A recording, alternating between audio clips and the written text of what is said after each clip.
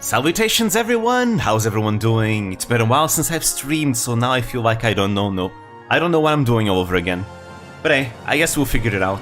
Anyways, we're back in Fire Emblem Radiant Dawn. I know today was supposed to be a near stream, but I just felt the urge to play this game. Again, it's my favorite Fire Emblem game, so, you know, it's difficult to resist the temptation to just play it all at once. But yeah, we'll continue through part 1 of Radiant Dawn. Alright. This is where we get some nice characters to help us in our journey. Anyways, I did all the conversations last time, right? Yeah, I did. So I think all we need to do is the battle preps. I think so. Honestly, I don't think there's that many battle preps to do anyways. Also, tell me if the audio is too loud. Perhaps I have the music a little bit too loud. But yeah, when it comes to preps, I think we're fine. There's not much we need to do. Let's see. Yeah, you have everything you need, you have everything you need. You probably also have everything you need. Ah, right, Zihar. So yeah, we got 3 new characters. We got Toranio, who's insanely strong. We got Jill, who isn't the best yet, but she is easily one of the best units in the entire game. And she carries the entire Dawn Brigade. And then we have Zihar, who is a better Edward. I'll fight anyone on this. Alright, and speaking about that, I'll give Zihar some wind edges. You can actually use those. Unlike Edward, who misses with every single use. Alright, let's see. There we go. Yeah, you get everything. There we go. Now, as for Jill, I do wanna give her a lighter axe, because I think one of her issues is that the steel axe is too heavy for her, maybe. Let me see. She has 11 strength, and this has 15 weight. She gets weighed down by 4, so effectively she has 13 speed whenever she uses the axe. So I'm going to give her a forge. Let me see. There we go. Forge. We're gonna craft her an axe, an iron axe, with maximum might and 100% hit. There we go. That's enough, and it's light enough for her to use it with no problems. Alright, let's give her a red axe because her hair is red. Now, what will we call it? Right, so we have coins as well. So in this game, I think I've explained it in the last episode, but coins give you random boosts. Hopefully we can get something good, like two extra might or something like that. Maybe extra hits. Alright, let's see. We'll go for this one. I'll always like to choose the middle card. Ponyapi! Hey, hello. Oh! Nice, we get 10 extra hits. Even though it's kinda overkill hit, it's still good, because it means when her biorhythm is down, it means she can still hit things. Greetings! Hello, salutations almighty! Alright, let's see. What will we call this axe? It's an axe for Jill, and it's a red axe.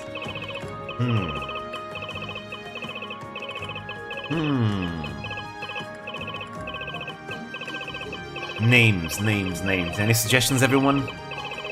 Excalibur again. Hisoka.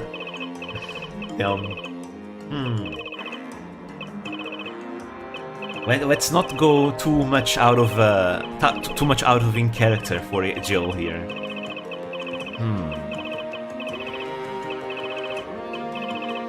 Something cool. I accept stuff. Anything that's chuny, I'll accept it. Though I guess if it's too chuny, then it goes a bit over the top. Suikopa.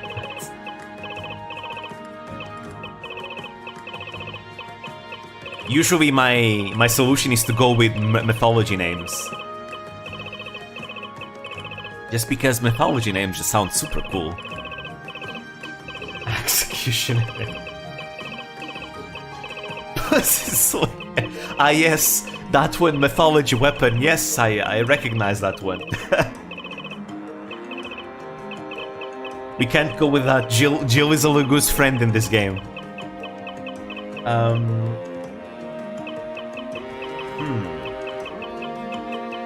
Let's see. If we're going with Norse mythology names, as I usually go for Cuspus this way. No, that needs to be the name of a weapon for Zehark. Zehark would have that one, since I think Zehark's ex was actually a cat girl. Alright, I think I'm gonna call it...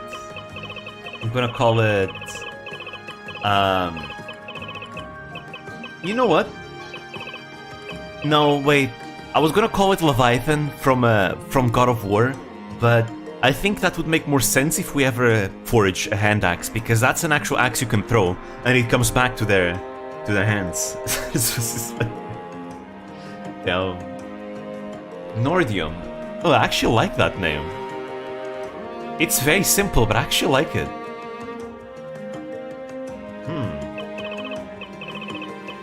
Actually sounds good. Sometimes the more simple names can be the best ones, actually. Yeah, you know what? Yeah, we'll go with that one, sure. Because I often feel like I tend to go for the same names over and over and over again. So we may as well vary a little bit. Alright, there we go. Let's see. Any other axes I have for Jill? Because I think that hand axe is going to break soon. No. I don't have anything else. I feel so tempted to just give her every single stat boost like I usually do. Let's see. Nolan already has his Ragnarok. Ooh, I guess I may as well give some healing items to Jill. She already has a vulnerary. Well, no, she already has a vulnerary, so maybe she doesn't need one. Oh well. Can't go wrong with another one. In fact, I think the pure water might be better on her. Alright, let's see, what else? I think that's it. There's nothing else to do. Perhaps I should give a different lens? There we go, different lens to Toranil. Let's see if there's any bargains. Okay, we have a... Oh, there we go. That's what I want to see. I need another hand axe, right? We got one. For Jill. And we'll buy another javelin for Toranil.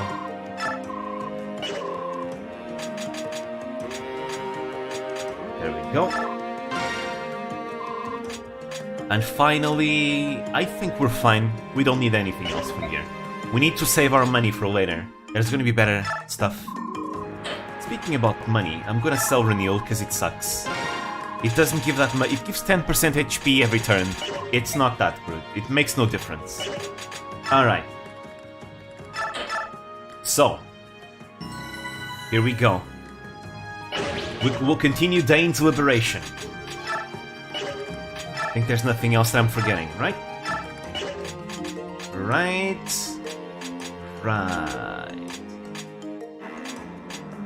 Yeah, I think there's nothing that I'm forgetting. Yeah, that's it. We lost some dead weight. No! We lost meat shields! Oh well. I'm pretty sure most of them will die by part 3. Anyways, we're here to save some... to liberate another region from Daein. Let's see. I actually hate this chapter. It's kinda hard. The first half is kinda hard, honestly. Anyways. A small troop approaches from the east. It appears to be the Daein Liberation Army! Blissfully ignorant of the trap that awaits them. I pity them, really. Have the first platoon assume their battle positions. So yeah, so this chapter is actually unique. It's separated into 2 parts. And I hate part 1, because... yeah, well, you'll see. Shall we deploy too? Kind of you to offer, Lady Fiona, but the first platoon will suffice here. This is really none of Marada's business. I see. In that case, we'll use this opportunity to observe the Empire's army at work. Alright, there we go, no more conversation, here we go. So this is the chapter. It's pretty simple, but as you'll see, there's gonna be some annoyances coming from here. And from here. And yeah, by that point where those reinforcements appear, your units are going to be here, and there's going to be no escape, so you're going to have to actually, you know, have to deal with them, however it is. Let's see, yep, we got 2 empty spots, because we lost some units last time. No problem. Alright. So Nolan to the front, Zihark to the front, Jill to the side. And I think that's it. Everyone else stay behind, because you guys will die. You guys are weak. Ilyana can kind of, you know, do decent enough, but the other ones will die. They will die terrible deaths. But yeah. Here we go. Other than that, it's not really that bad of a chapter. Also, wow, voice crack. It's not that bad of a chapter, it's just that specific part that's really annoying. Anyways, so I think this is the first episode. No, it's not. We already used Volug last time, so Volug is gonna be really, really good. Let's see, but I still want to give XP to Jill and to Nolan if possible. Zihark too, but Zihark, you know, it's not that important to give Zihark XP. It's more important to give it to Nolan and Jill. Alright.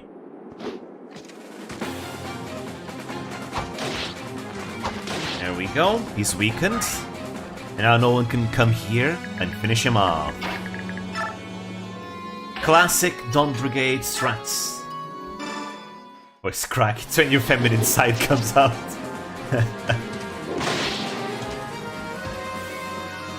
Alright. I guess I didn't warm up. Usually whenever I record or do any stream, I tend to warm up. I do vocal warm-ups before. But I didn't do any today, so maybe that's why I voice cracked. It happens. Right, Toro Neo is pretty much invincible. His stats are so high. You watch President's Rate Fire Emblem games? Yep, yes I did. I love those videos so much, they're so good. They're so good. But yes, to me, Radiant Dawn will always be S tier. No Fire Emblem game comes close to me, to Radiant Dawn, in my opinion. It's my favorite. I am biased. Very, very biased. Trump and Shapiro hate Radiant Dawn. They have bad taste. Clearly, Radiant Dawn is one of the best Fire Emblem games in this series. It's amazing. Probably the game with the best story gameplay integration in the series. Probably one of the games with the best story in the series, in fact. Gameplay is challenging, but fun. 1, 2, 3, 4, 5, 6. Okay. There we go. It's just amazing. I know FE4 tends to be recognized as like the best Fire Emblem story, but I'm sorry, I prefer Radiant Dawn because at the end of the day, while FE4 has a good idea of a story, the thing with FE4 is not bad. No. FE4 story is good. The gameplay, you know, is hit and miss. I personally don't like the gameplay because, you know, the maps are too big and I find it too boring. I just don't like moving units through empty maps all over, you know, over and over. Like, you know, those Fire Emblem chapters where you are playing indoors and you have to drag your army around a narrow corridor? To me, that feels like FE4 is that. Even though FE4 is a bunch of open maps, it feels like dragging an army through giant empty fields, and I don't like that. But yeah, the story is good, but the problem that I have with the FE4 story, honestly, it's not really FE4's fault. The problem with FE4 is a very old game. It's a very archaic game. So because of that, FE4 had its limitations, right? So FE4 couldn't explore stories like we do today, right? That's why I want an FE4 remake, because I'm sure an FE4 remake, if they don't pull a Shadow Dragon on us, it will have like a much better fleshed out story, just like Echoes was. Like Echoes pretty much picked up a skeleton of a story and made it better. That's my hopes for FE4. That's what I want for FE4. Because again, FE4, the idea of the story is amazing. Like, there's even a novelization, like a book, that you can read, where they flesh out it even more, and it's amazing. Like, the lore is insanely good. But a lot of it isn't in the games. Yeah, it's Sigurd's game. So that's why I'm very excited for a potential FE4 remake, which we might have one coming, by the way. Because the same leak that leaked Engage also leaked an FE4 remake, and I'm very excited for it. Because again, I think FE4 is definitely the one game that should be remade. For sure. It deserves it. We need FE4 in the West. And we'll probably have some of the best storytelling in Fire Emblem if that game gets remade. At least I hope. That's what I hope, at least. Let's see. Okay. There we go. See, this. Welcome to Zihar. Who cares about Edward? But yeah. So, again, like I was saying, FE4 has really cool ideas. The execution is just lacking because of the limitations of the period. That's all. But I'm sure it will be wonderful once it gets remade. I need healing. Path of Radiance and Radiant Dawn also need a remake for general availability. True, honestly. That's really the issue, is that buying these two games is so difficult. I think you can't really buy them anymore. If you want to buy them, you have to go online, and they're gonna be at ridiculous prices. And because you're not buying from Nintendo, you're buying from people that, you know, you're buying second hands. But because the scarcity is it's such a problem, the games are like at $200 online.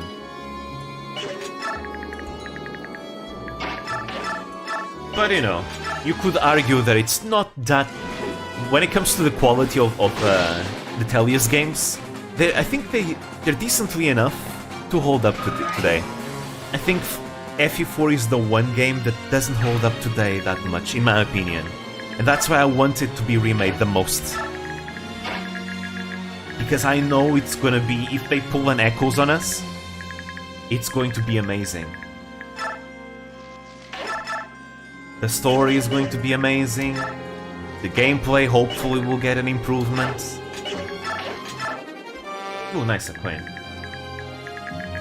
Alright, let's see. So, yeah, we need to get used to these Pegasus Knights reinforcements. You see, they will keep appearing, and they're very annoying, because again, they go over terrain. Let's see, 8 move. 1, 2, 3, 4, wait. 1, 2, 3, 4, 5, 6, 7, 8. And because we can't see enemy ranges, we're gonna have to count tiles. Okay. There we go.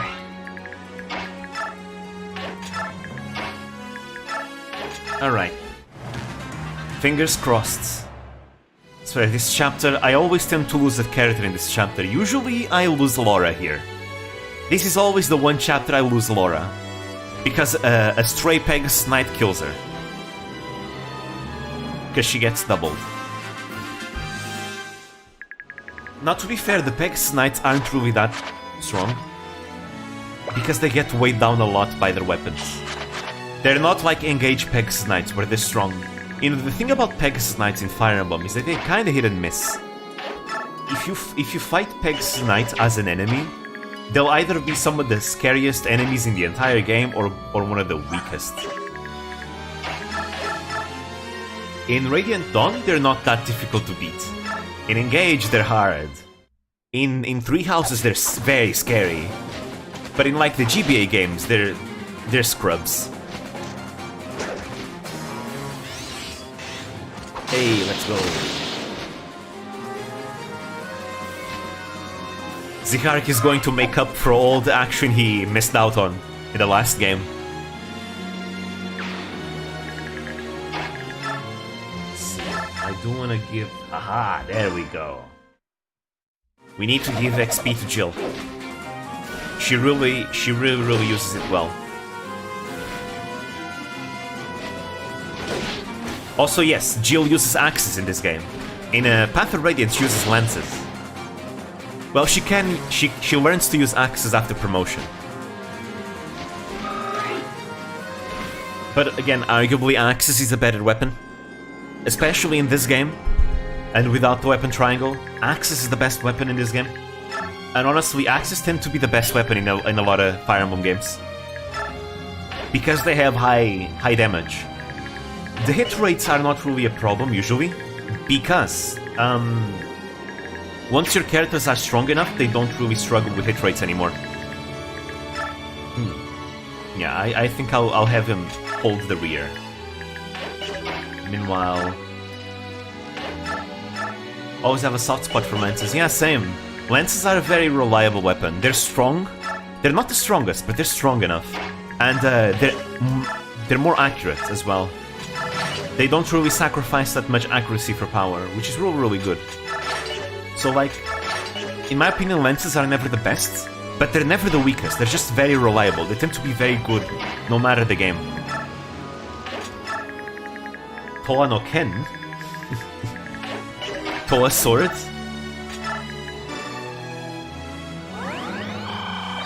I wonder if I'm even going to forge a sword though, because I tend to not to forge swords. Actually, no, I will for Mia. Once we get Mia later. Let's see, 1, 2, 3, 4, 5, 6. Okay, it's 6.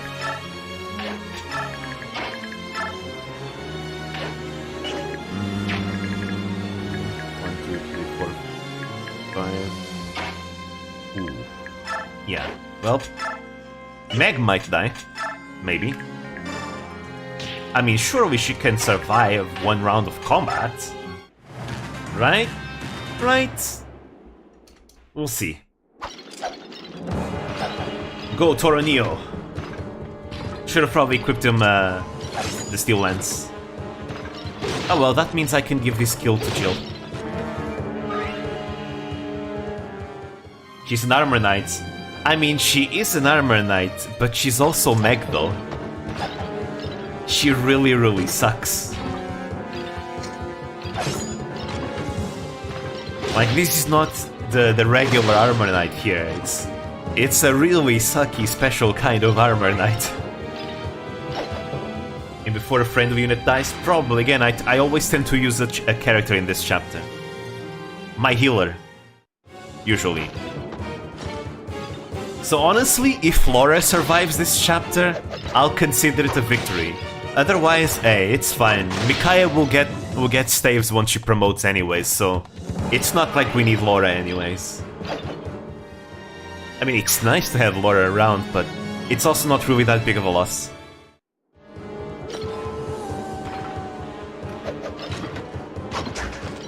The thing about the Dawn Brigade is that you have to low man it anyways. You need to focus your EXP on the few units that you really want to use in Dawn Brigade. You can't really split it evenly because there's not enough XP for everyone. They easily start falling behind. So that's why I'm not gonna even bother keeping the weak ones alive. We've already lost Leonardo, and who else did we lose? Oh yeah, we lost Aaron as well. The ones I really want to keep alive are Nolan and Jill. And Zihark too, because, you know, I want to support Zihark and Nolan. Because they have an earth support. Together they become pretty much invincible. Oh, there we go. Yeah, you see this? Yeah, pretty nasty. Pretty nasty. Let's see if Jill can kill one of them. Okay, Jill can kill one of them. I think I'm gonna kill the one with the javelin, because that's the one that can sneak up on you and kill Laura. Even if the javelin is weaker, Laura will still get murdered by it.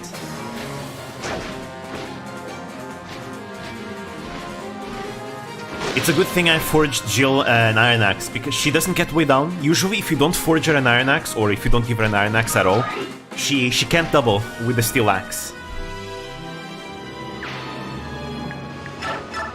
Anyways, let's see what we're gonna do here. Because there's still this guy with a Steel Axe. So you have 8 move. 1, 2, 3, 4, 5... yeah, let's see. I need to make a wall of some kind. I think first of all, I'm gonna kill this one. With Ileana. I need to thin their numbers. Oh yeah, Ileana also needs to survive. Because I'm gonna need Ileana. So we need to build a wall. think first of all I'm gonna thin the enemy numbers here. Yeah, there's also Pegasus Knights here. Alright. Go Micaiah. I'm actually giving a lot of kills to Micaiah in this playthrough. I'm not even doing it on purpose, it's just... You know... It's happening a lot. She's getting a lot of opportunities to kill. Oh, she got speed! Let's go! A rare speed level up. Let's see. Can you? Yes, you can. Okay, I'm gonna use the opportunity and kill one of these. Let's see. How much damage do we do? Okay, we're fine. We can kill that one easily. Oh wait, wait. 1, 2, 3, 4, 5, 6. Yeah, this is not good. We need to kill the Pegasus Knights first. But I'm very afraid that, yeah, we also need to kill this one. Maybe Micaiah coming here was a mistake.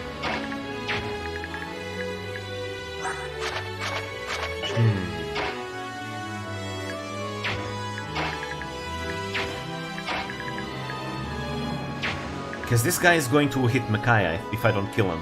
There's always going to be one that will survive.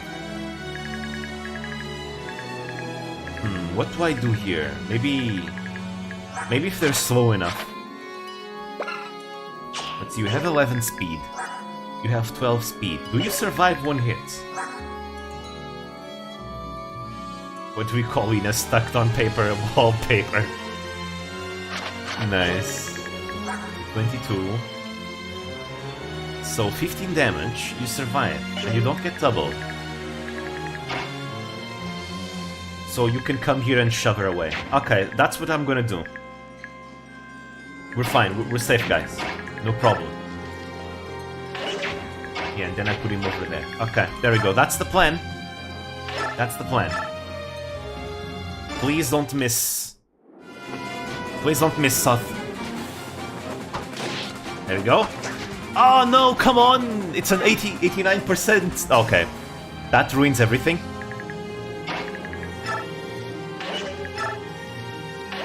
That ruins everything.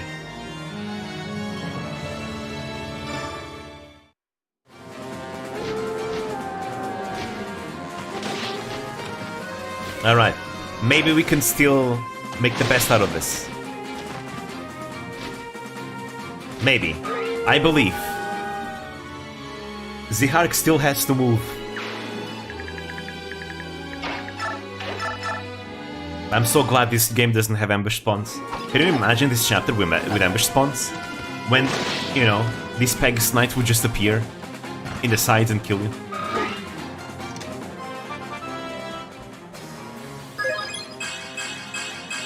Nice. You got it. You need some speed, Nolan, though. You have 60% growth. You should be doing fine. 1, 2, 3, 4, 5, 6. Yeah, that's an issue.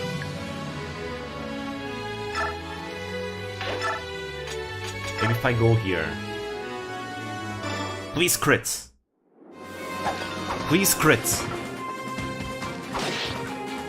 Come on, you crit before and I didn't need it. God damn it. They never crit or proc adept when I want to. When I want it. You know what? Fine. Fine. We'll solve this the old way. We'll just rescue. Oh, you have a hammer. Holy fuck. Okay, never mind. That was a... Oh, well. I'm gonna lose Edwards and Meg, probably. You know, the usual. They never survive. Meg is going to face the hammer. Unless I do this, perhaps. Let's see. 1, 2, 3, 4, 5, 6, 7, 8. Yeah, that's not good. Actually, can Ileana survive? So 15 speed. -4. That's 11 speed. Juliana does not get doubled. And she survives a lot, right? 19 attack. Yeah, Ileana survives. She's not a scrub.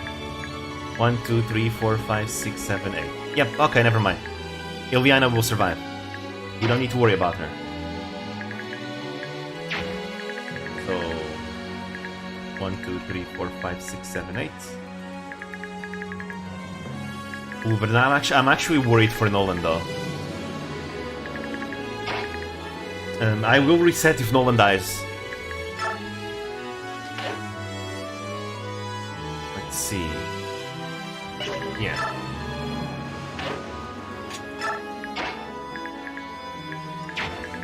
Uh, 1, 2, 3, 4, 5, 6, 7, 8.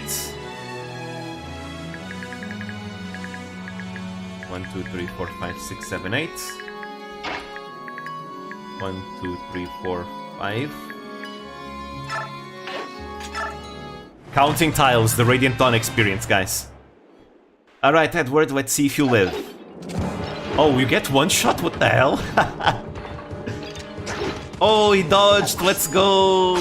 Maybe Edward will live to fight another day. Come on, Nolan. Okay, I think he lives. The Peg's Knight shouldn't deal that much damage unless he gets double, but I don't think he does.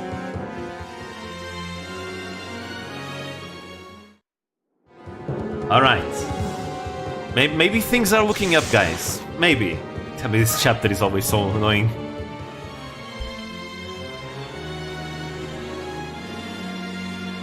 After we clear this chapter, it's gonna be more simple. Oh yeah, Meg will die. Oh wait, she survives? Oh, look at that, she doesn't actually get destroyed. She doesn't even get one-rounded. Wait, she doesn't get doubled? Holy shit. It was a good idea to keep the one with the steel lance alive, since the steel lance is heavily weighing down the Peg's Knight. Nobody died this turn. What? Everyone lived? Really? Wow. I'm actually impressed. I wasn't expecting that. We gotta do something about this guy. He has a hammer, that's way too scary. Alright, Liana. Here we go. Oh, critical hit! Let's go! Hey, boom!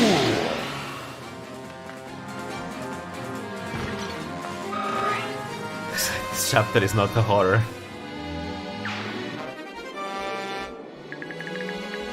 Alright.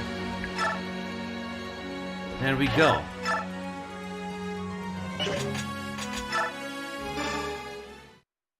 Jill kind of looks like Sui.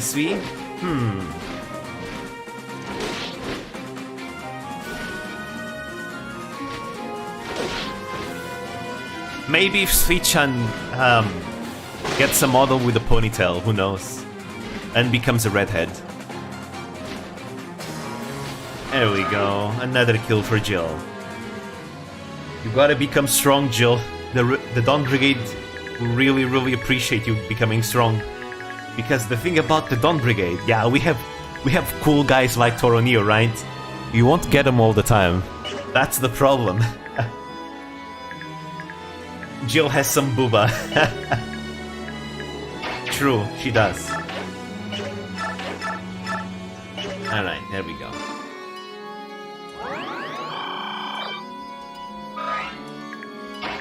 Alright, let's see. We keep going forwards. Another kill for Nolan. Boom! Good. Actually, I think Nolan is almost promoting, right? Yeah, he's level 17. He's very close to promotion. Becoming a warrior is gonna make him so strong. I wanna do that before we end part 1. I'm hoping to end part 1 today. I think we can do it. 1, 2, 3, 4. Let's see. 1, 2, 3, 4, 5. No.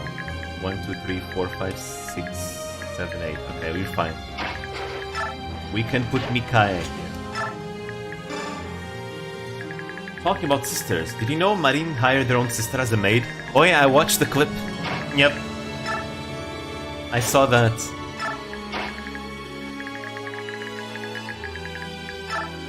Hey, honestly, I'd say that's pretty good. Marin is giving her sister employment. That is pretty nice. Alright, let's see. I want to kill that Peg Snipe. He's too dangerous. There we go.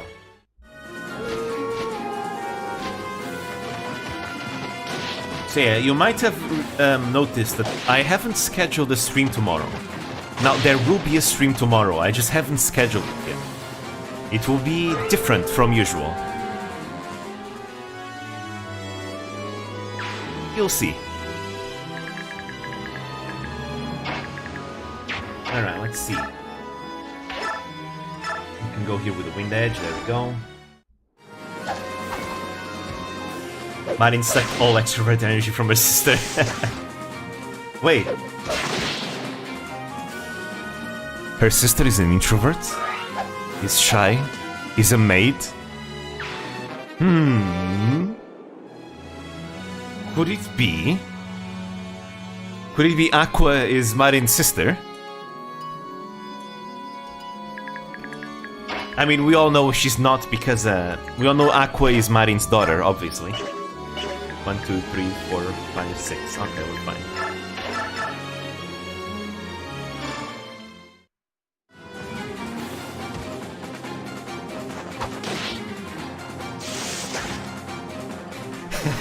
If I cancel the stream.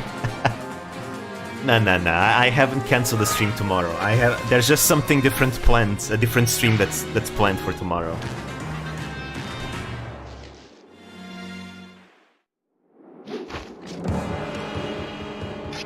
If everything goes to plan, we might have our first collab tomorrow, basically.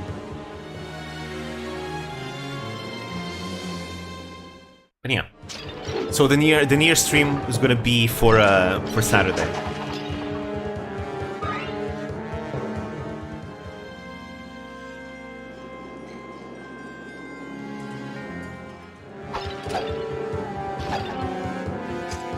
Is it a surprise? No, it's not a VTuber, guys. I wish. Maybe one day. Maybe one day we'll have like VTuber collabs, but for now, not really. But it's a cool guy. It's a guy I think it's really cool.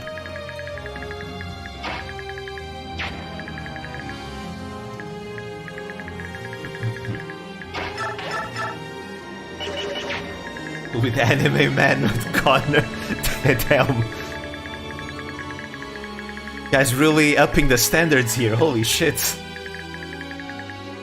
I'm not at that level yet, guys. Not at that level yet. That's a bit too much out of my reach. Let's see. 1, 2, 3, 4, 5, 6, 7, 8. Okay, we can go here. Depressed Nosagi? Honestly, that could actually be doable. Maybe, it depends. Well, actually maybe not, because he left the rabbit hole, right? But, hey, like I said, I once said that if you were down to it, I'd be willing to make a collab with Depressed Nosagi. I'd be very much down to it. You know, in spite of the drama that happened with them, you know, I think that what happened with him was just some, you know, an accidental mistake. Well, yeah, it was just an accidental mistake, you know. So I don't think it was malicious. That's why I'd be completely down with making a collab with him. You know, mistakes happen. It's normal, you know. I'm not about to, like, hate on a person for committing a mistake. An innocent mistake.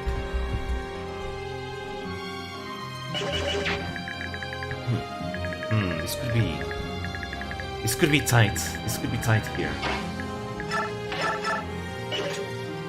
Sleepy Joe. That would be an interesting collab for sure. But yeah, I gotta grow my channel so I can extend my reach though, because you know I can't really get anyone too big yet for collabs. I think at least, right? Because think about it, trying to reach out to collab with someone too big, you know, it could be seen as me just doing it for clout or something, right? And I don't want that. That's not why I want to collab with people. Not at all. I want to collab with people because, you know what? I think they're cool. I think, you know, I think that it'd just be fun to do. That's why tomorrow hopefully, the collab will go through with the guy. I think he's cool, you know. I just think he's a cool guy. So, hopefully it's gonna be a fun collab. Like, I know there's a lot of big creators that tell you that, you know, they would actually like if perhaps people that are smaller than them actually reached out. Because sometimes when you are big, you are put into this pedestal. And it's as if people are already assuming you don't want anything to do with them. But on the flip side, it kinda happens though, where big creators sometimes think that whenever someone smaller than them wants to reach out to collab with them, it's just because of the numbers and the clout and all that, right? So it kind of goes both ways. It ends up being awkward, right? That's why I feel like the best way for me to reach out to bigger creators that I admire as well and I think are cool is growing myself, so I can, you know, then be able to reach out and, hey, I want to collab, and it won't be seen as a clout thing anymore because, well, we're on the same numbers, and hell, if I manage to become bigger than some of them, then it's gonna be easier for me to collab with them, because hey, I'm bigger, that means nobody can say I'm doing it for clout, right? Right? And if someone says anyone else is doing it with me for clout, I can defend them and say no, they're not. Because I will loyally defend anyone that I think is cool. Well, at least if they don't mess up majorly. I mean, if someone were revealed to be an actual, you know, terrible person, perhaps I wouldn't, but, you know, that's like a very specific outcome, you know, where we actually have 100% proof that that person would be a bad person. But if it's just allegations that aren't proved from people off Twitter doing it, I'm not gonna believe that. I like to be loyal to people. Trying to make it to be a meeting between equals. Yeah, exactly.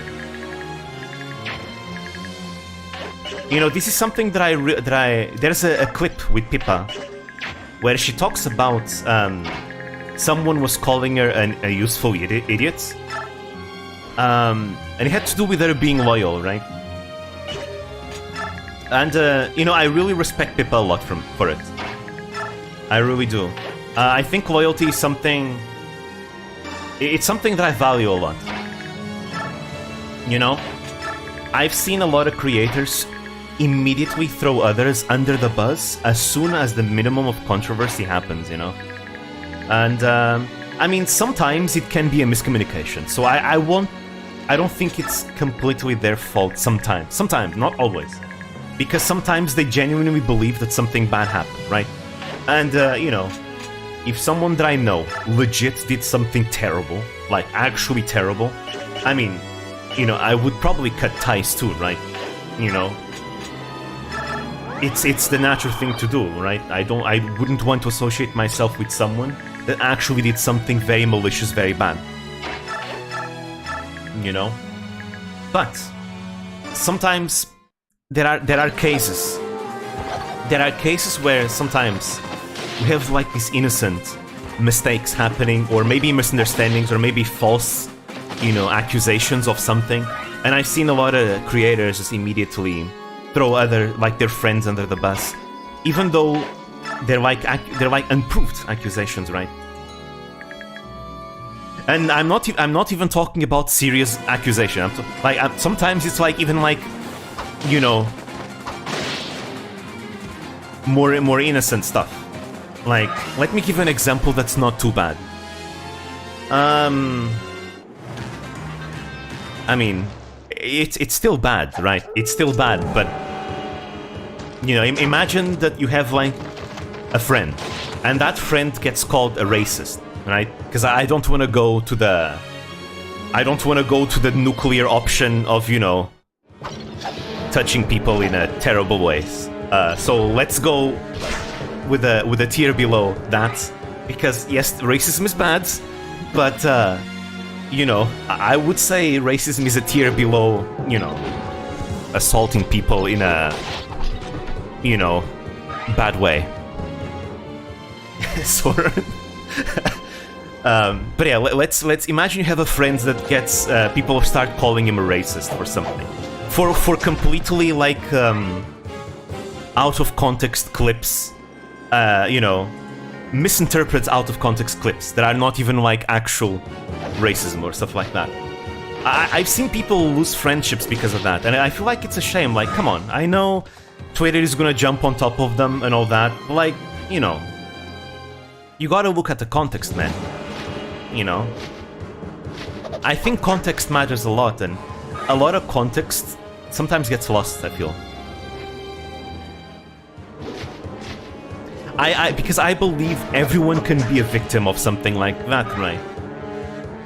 And when I think of, and when I put myself in those people's shoes, you know, I would think it would be terrible if all my friends were to abandon me for stuff that's not even proven, right? For stuff that's not even true. Just because someone decided to misinterpret me.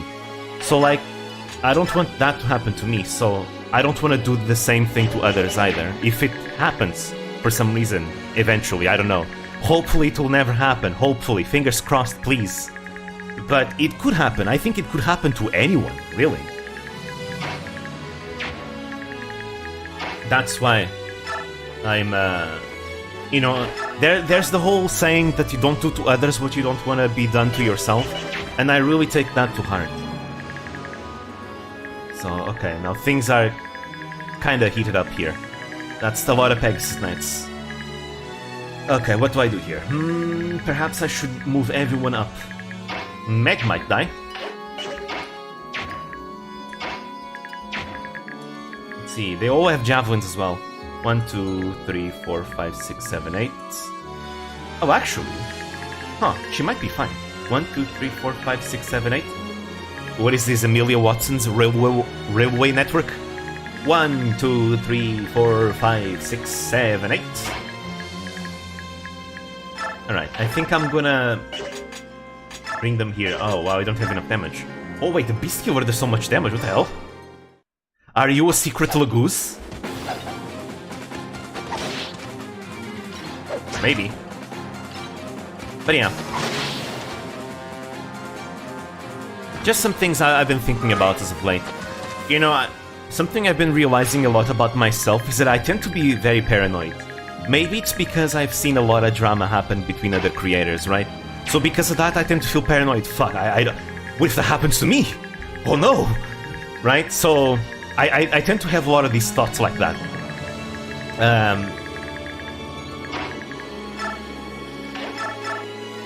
Because a lot of drama that I've seen happening tends to happen because it's not even the fault of the creator, it's just people just don't like them, and because of that they start accusing them of things that are not true, right?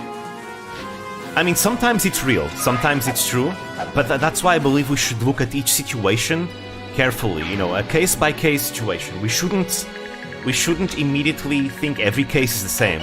Always needs to look everything with through its context and carefully.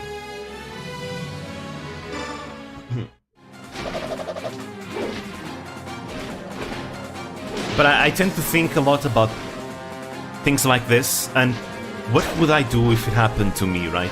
It would be horrible. Would I be one of those creators that goes on a terrible downfall? Would I be able to toughen it out through that? What would I do? Would I be able to bear it? I like to believe that I'd be fine, perhaps, but at the same time, I don't know. It hasn't happened to me, so I just don't know. Hopefully it will never happen to me. Hopefully I'll be able to always, you know, steer clear from trouble. I think overall I tend to be very careful with everything. I don't usually bother people, I don't usually say extreme things that could, you know, make people mad. I mean, I guess that depends on perspective, right? So honestly, I don't think I have anything to worry about, right? Because it's not like I'm doing anything terrible. Hopefully I'll never do anything terrible either. Not even as an accident, honestly.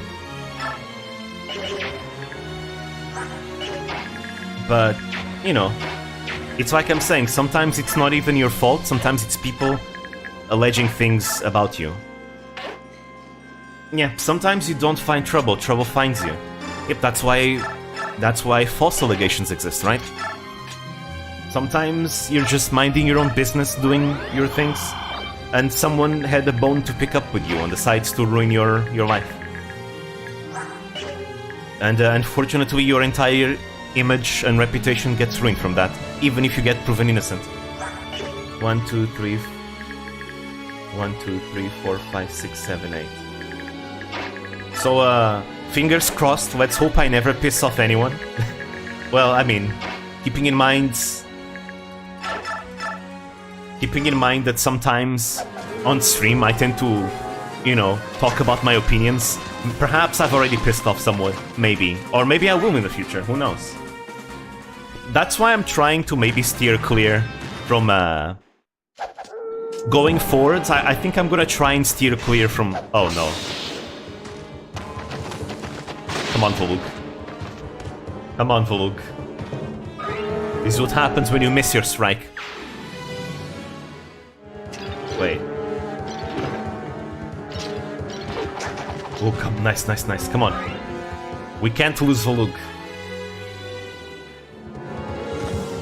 Okay, nice, nice, nice. That's not that much damage. Nice. Okay, I think he's gonna be fine. Whew. Nice. But yeah, like I was saying, I think I'm gonna... Going forwards, I wanna try and steer clear from giving like political opinions and things like that. You know, sometimes it just happens because of the nature of the game that I'm playing, right? Because of the nature of the game that I'm playing, like Nier Automata, you know, sometimes Yakuza goes that way, right? The nature of the game makes me, you know, go into that conversation. Okay, he might die. Yeah, he's probably gonna die. That's fine. But I think I want to steer clear from topics like that going forward, though. You know, as of late, I've been thinking, why have I been talking a lot about that? You know, sometimes it might be because, you know, the VTuber community might have like stuff going on that relates with it, and because, you know, I'm so much into the VTubing community, it's normal that I'm gonna comment about what happens in it, right? But I've been thinking, why do I sometimes go into these topics? And I think I know why. You know, sometimes we tend to reflect content that we consume, and you know, if there's something that I've been watching a lot as of late is Asmongold's reaction videos. And the thing about Asmongold reaction videos is that, again, he reacts to stuff, he gives his opinion, and talks about his opinion, regardless of what it is. Because I think I've been watching so much Asmongold as of late, I think I've been assimilating the desire to just talk about my opinions, right? I think that's why, and honestly, when I think about it... Hello, welcome, welcome! When I think about it, you know, I think a few weeks ago, I discovered that Pippa also likes Asmongold, right? So it makes a lot of sense why she's also the type that would kind of give her opinions on things. And it really kind of goes to show that, yeah, sometimes you assimilate what you see, what you consume, right? So by consuming people, by consuming the content of people that give their opinions, you're also going to be more likely to also give out your opinions, because you see it as a normal thing, right? Maybe that's why as of late I've been giving a lot my opinion, because I've been watching a lot of Asmongolds. I think so. Because I've been thinking a lot about... I started thinking a lot about this from, by consuming people. And the thoughts came from the fact that, you know, I watch a lot of VTubers, right? And a lot of VTubers that I watch, well, they don't give out their opinions on stuff, on controversies and all that, right? And that's actually something that I honestly admire. Like, damn, look at them. They steer clear of trouble. They don't really feel the necessity of just commenting on Trouble. They just do their own thing and that's it, you know. And sure, sometimes people might have a problem with that, but they still do their own thing, right? Steering clear of Trouble. And honestly, I really admire that, you know. I really admire that. And I honestly would like to be like that, because again, as I've said, I'm very paranoid about, you know, saying something that people might get the wrong idea and getting in trouble because of that. I mean, I don't want to censor myself, I'm not gonna censor myself, but at the same time, it's not like I feel a necessity to say certain things, right? That's why I feel like for example, take a VTuber that I really like, and I would like to be like Pekora. I love Pekora. Pekora, honestly, guys, I think I'm not gonna deny it anymore. I think Pekora is my Kamiyoshi, pretty much. You know, I really try not to pick favorites, but let's be honest, I think Pekora is my Kamiyoshi, for sure. I love the word criminal so much. Yeah, I look at Pekora. Okay, let's not go that far. Let's not go that far. She's not like that.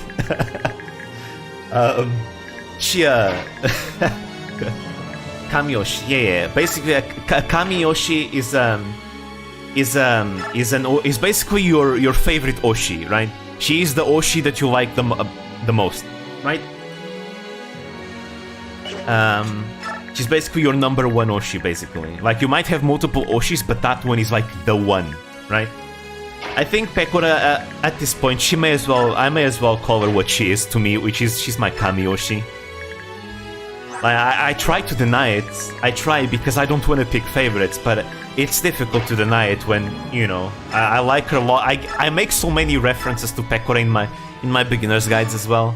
I think you can feel the passion that I have for her by the way that I portray her in my videos. That's why. And I look at Pekora, and there are certain streamers that I want to be like, you know. I admire them and I want to be like them, because I think it would be more interesting, right? To become more entertaining and all that. And Pekora is one of the streamers that I like the most. Like, I really do think she's like the perfect streamer. I think Matsuri said the same thing as well. I want to be like her, and you know, if there's one thing about Pekora, is that Pekora, she doesn't really get herself in trouble. Like, has Pekora ever been in trouble? Like, ever? I mean, to be fair, you could say that about most Holo members. They never put themselves in trouble. At all. Right? But Pekora especially, you know, the thing I like about her is that she always has these fun vibes. These very fun vibes in her streams. And I really like them, you know? I want to be able to become like Pekora, you know? That's kind of like one of my goals as a streamer. I want to become like Pekora. To become like a fun streamer that people can just have fun. And, you know, have fun with maybe doing war crimes and all that. I think that would be a lot of fun.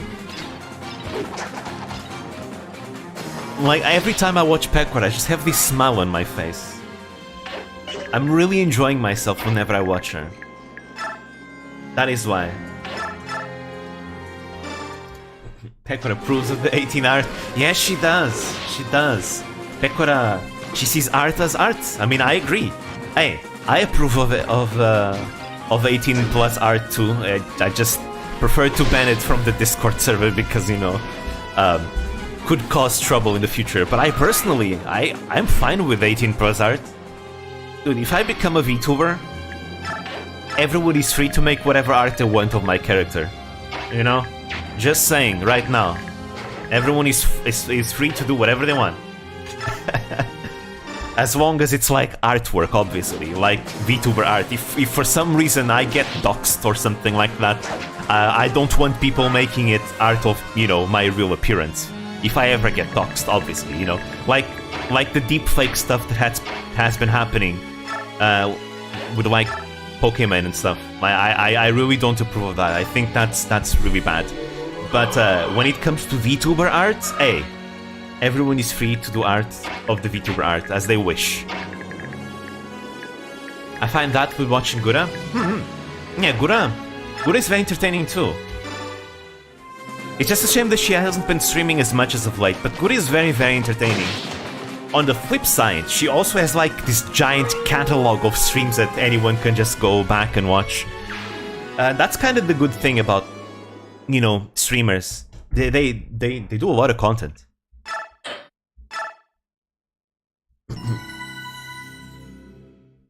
Wait, watch Pippa. She played the wizard game just to anger people. Oh, I watched that stream. I was there watching that stream. I mean, you know. We all, let's be honest, a lot of us are angry about what happened to Pikami. So, you know, obviously, she made that stream in answer to what happened to Pikami. You know, even though I've never watched Pikami, you know, I knew about Pikami because, you know, she's a very, very beloved VTuber in the community.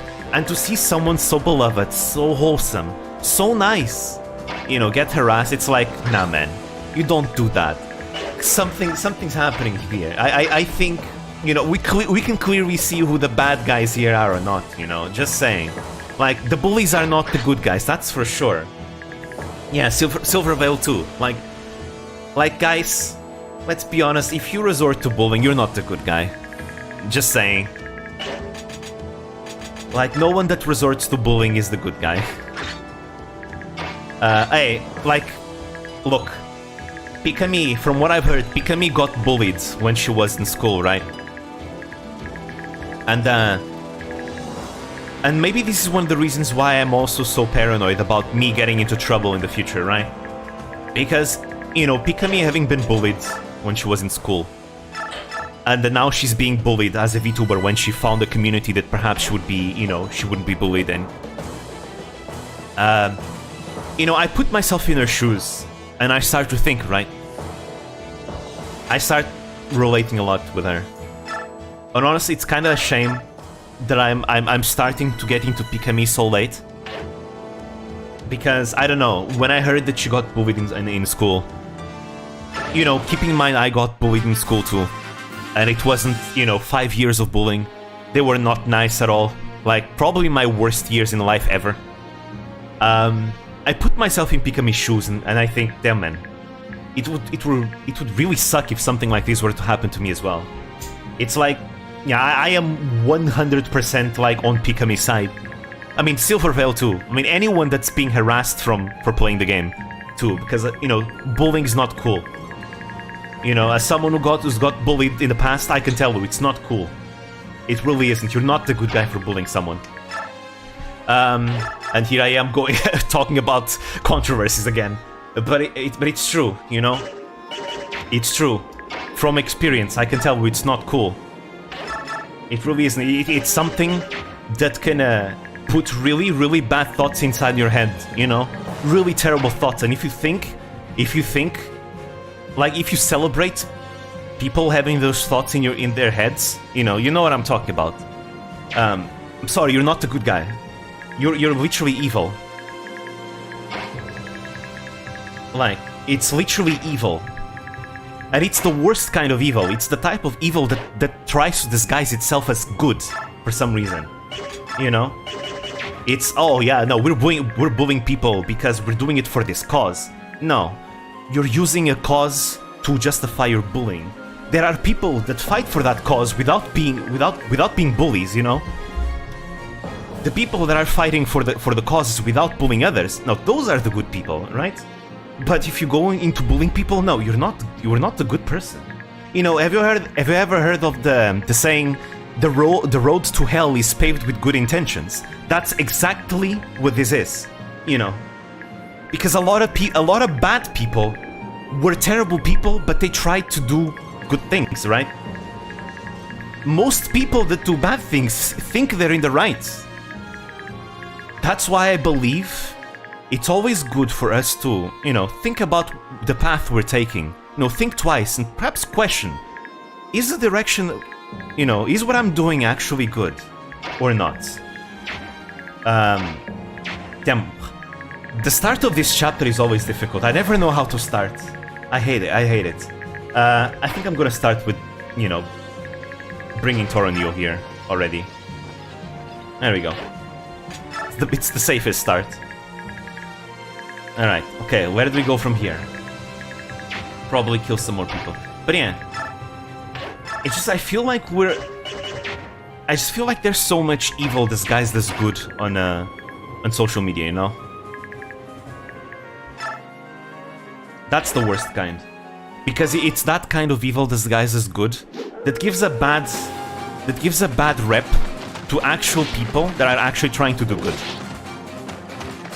You know, there are people out there that are trying to fight against discrimination, and I think that's commendable. I think that's a good thing. But then we have other people that decides to, oh yeah, I'm gonna help, and then they decide, yeah, my way of helping is bullying people. They're not helping, man. They're just trying, just using that as an excuse to be evil themselves, right? Yeah, they're not helping. They're only making the job way harder for the people that are actually trying to help. But yeah, so when Pippa made that announcement to play, you know, Hogwarts Legacy, I was like, you know what? Let's go, Pippa. You know, what happened to Pikami is terrible. You know, Pippa has been called a lot of bad things ever since, and I think the people that call her that don't watch Pippa. They don't know what her actual opinions are. They don't actually watch her content. They don't actually know what kind of person she is, and they see her do that, and they immediately start assuming the worst out of her. And it's like, dude, stop it. Actually try and get to know the person you're bad-mouthing, you know? 1, 2, 3, 4, 5, 6, 7, 8. Pippa is actually really wholesome. Pippa is really, really wholesome. She really cares about the community. She doesn't discriminate against people. You know? She has her opinions, and sure, sometimes she has opinions that I don't agree with, but she's not a bad person. She just has her own opinions, and she's entitled to them, you know? You know, if there's one thing that I want to do, and I think anyone that hangs out in the Discord server knows at this point, I really want to cultivate a community where people can disagree with each other and not hate each other for it. That's a community that I wanna cultivate, you know? And I get really happy whenever I see people in the community, you know, just talk about topics that could be seen as heated and still be able to maybe, you know, walk away from it, still getting along, you know, maybe laughing and all that. That's like the best for me. That's the type of community I really, really wanna create. There's a lot of YouTubers that may have had opinions and conversations that I disagree with, but I don't hate them.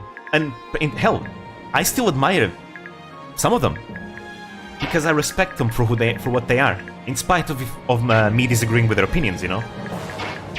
Fuck, how do I go through this? I want to kill this ballista.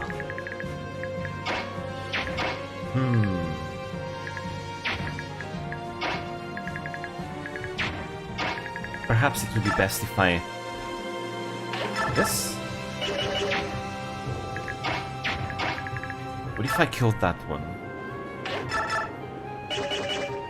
Let me think a little bit first, because this turn is always kind of difficult. It's always a difficult situation here. Okay, I think I'll do this. This. If only Jill was a bit closer.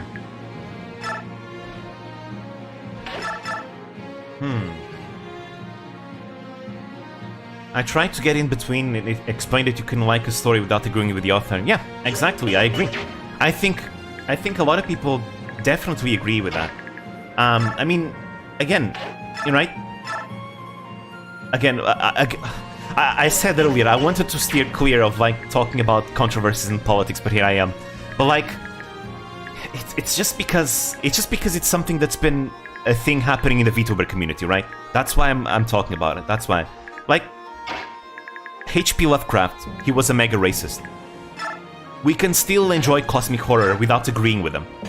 Again, like I've said in the past, H.P. Lovecraft, if H.P. Lovecraft were to meet me in real life, he would hate me, because I am exactly what H.P. Lovecraft hated.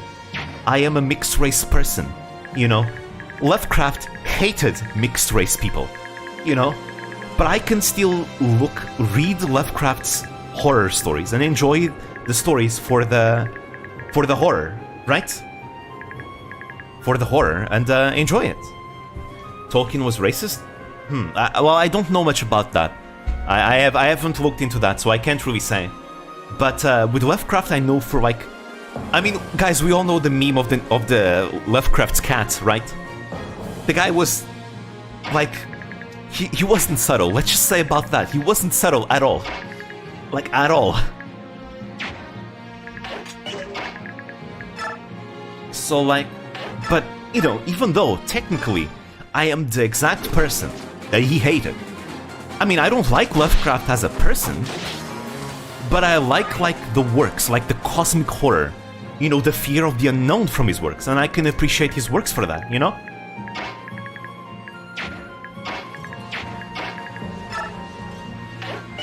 Like, the idea that you have to agree with someone to enjoy their works, I find that ridiculous, and I think that idea, I did some research, I think that idea comes from,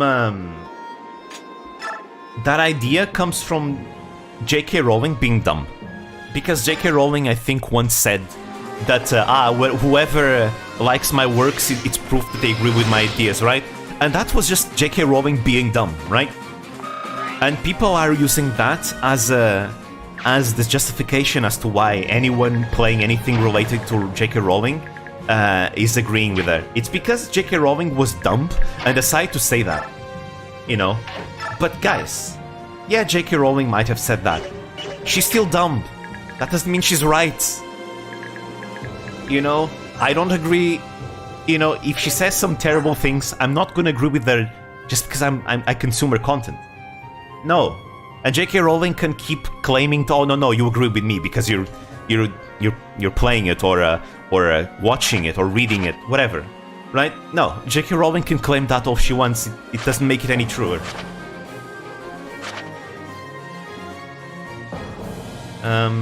Okay, let's see. You deal damage.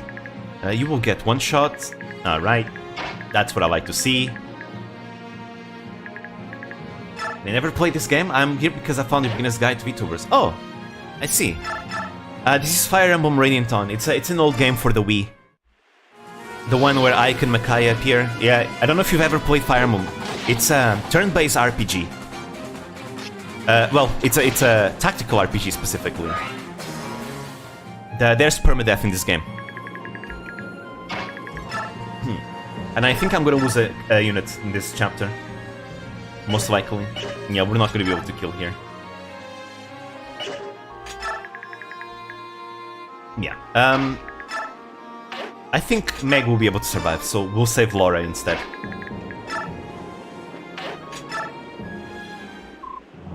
Hornet hares! At this rate, they'll breach our lines before we can stop them! I have no choice. You, bring out the prisoners! By the way, guys, speaking of war crimes... I'm scared. Please don't hurt me. Lord Laverton, exactly what are you planning to do? This so-called Liberation Army is forcing me to sacrifice this boy. Help! War crimes. No. Micaiah. Fight, and these people will be executed right now. Surrender, and they will be spared. Everyone, throw down your weapons. You have a feeling, don't you? Got it. We'll follow your instinct. A wise choice, girl. Well, no more need for these prisoners, is there? Kill them all! No! What do you think you're doing? I'll have nothing to do with you and your monstrous tactics. Let's go. The Daein natives are protecting their citizens. They're changing sides. So, you betray us after all. Mirado is never known for holding its faith. You'll die like the rest. A troop of Daein cavalry are just mutants. Is this what you sensed? Yes, now we must reinforce them and help save the hostages. So there we go. The Mirado troops have changed sides. They're now on our side. We have to help them. Because they're gonna get killed if we don't do anything. So in this chapter, the more civilians and knights survive this chapter, the more bonus XP you get at the end. So it's always good to keep everyone alive if possible. Now, one of them might die. It's kinda RNG, so that's fine, honestly. But we have to help them. And if we save Fiona in this chapter, she joins us. Though she's not very good. Still. One of the few black characters in the game. In the series. Well, in recent games have more more black characters, but hey, Fiona is one of the few rare ones from the older games. Let's go. What was I talking about? Right, the controversy and all that. So yeah, long story short, she survived. Nice. Long story short, I watched Pippa's stream. Again, I think Pippa is cool. She gets accused of being this and that, but those accusations are false. Like I've seen people calling Pippa a Nazi, which is like, bruh. That's a very serious accusation you're just throwing out there, you know? It really makes me feel like you don't know what the word means at all. Like, please go study some history, please. Like, anyone that watches Pippa and watches her content and all that will know that that's not true. She's not a Nazi. She's not... You know? She's actually a very wholesome VTuber. She cares a lot about the community. She... You know, she doesn't go after people, usually. I mean, I say usually because some people could consider this Hogwarts Legacy going after Twitter people. I mean, again... She just wanted... She was just playing it out of spite. To the people that didn't want others to play the game. Which, honestly... Honestly, she was in the right to.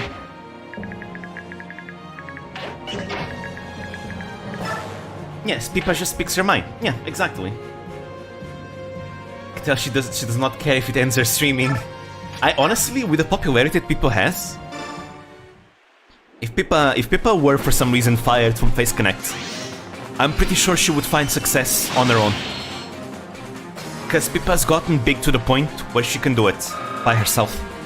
But the thing about Face Connect is that Face Connect is very, very free, you could say. Like the limitations that you have in Face Connect are much lesser. So the chances of Pippa being cancelled at this point, they're very, very, very, very small. So I don't see Pippa be fired from Face Connect unless she commits a very, very bad atrocity of some kind. Which I don't see it happening. Because Pippa, you know, we can say all we want about Pippa. The thing about Pippa is that she actually has a lot of sense on her shoulders. Pippa has got a good head on her shoulders. So I trust that Pippa will never like do anything too bad. And honestly, keeping in mind the type of person she is, I don't think she would ever do anything too bad, honestly. Again, Pippa, she's not a bad person. And whoever is calling her a fascist or a Nazi or all that, they don't know her. They're just talking out of their ass. I mean, yes, I don't know Pippa personally. But I certainly know more about Pippa than someone who's never even watched her stream, that's for sure. Because when you watch someone on stream, guys, you tend to kind of have a feel for their beliefs and their opinions. That's fine.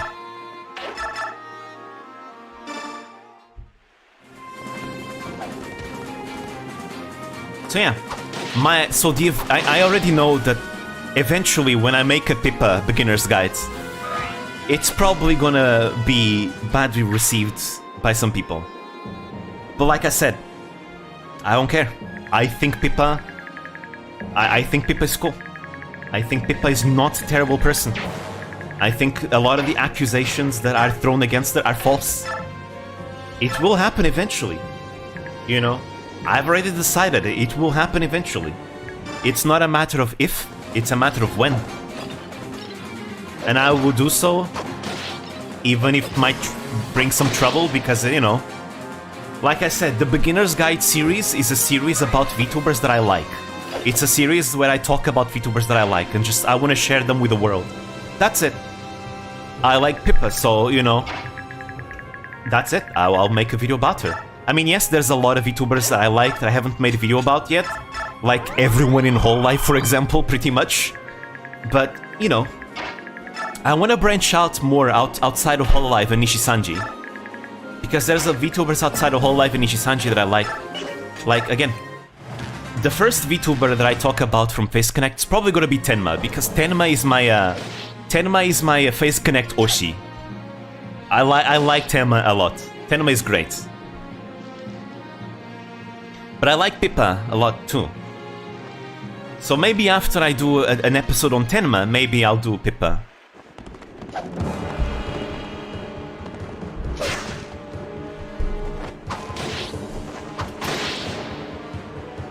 I do not know Tenma. Oh, Tenma is a lot of fun. So Tenma is this cute Japanese fox girl who kinda, let's just say she drinks a lot on stream. And she might, sometimes she's very, very sweet, but she can just as easily rage really hard. And she's really funny, she's hilarious. She's really hilarious. She and Pippa actually have really good dynamics, the two of them. But yeah, I recommend Tenma. I like her a lot. My next beginner's guide is going to be on Louis, Takane Louis. Because it's been decided as such for a long time. And I gotta deliver on the promise that I made. And to be fair, I like Louis a lot, so you know what? I've been wanting to talk about a Holox member for a long time, so this will give me the chance to do so. So the next guide is going to be on Louis.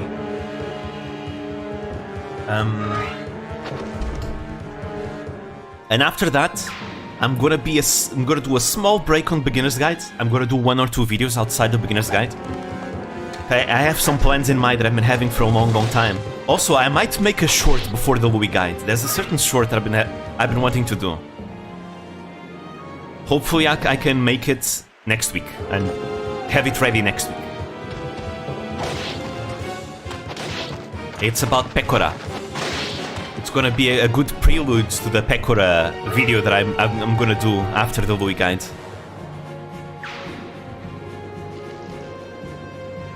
Also, damn, I'm hungry. Oh, wait, what? Oh!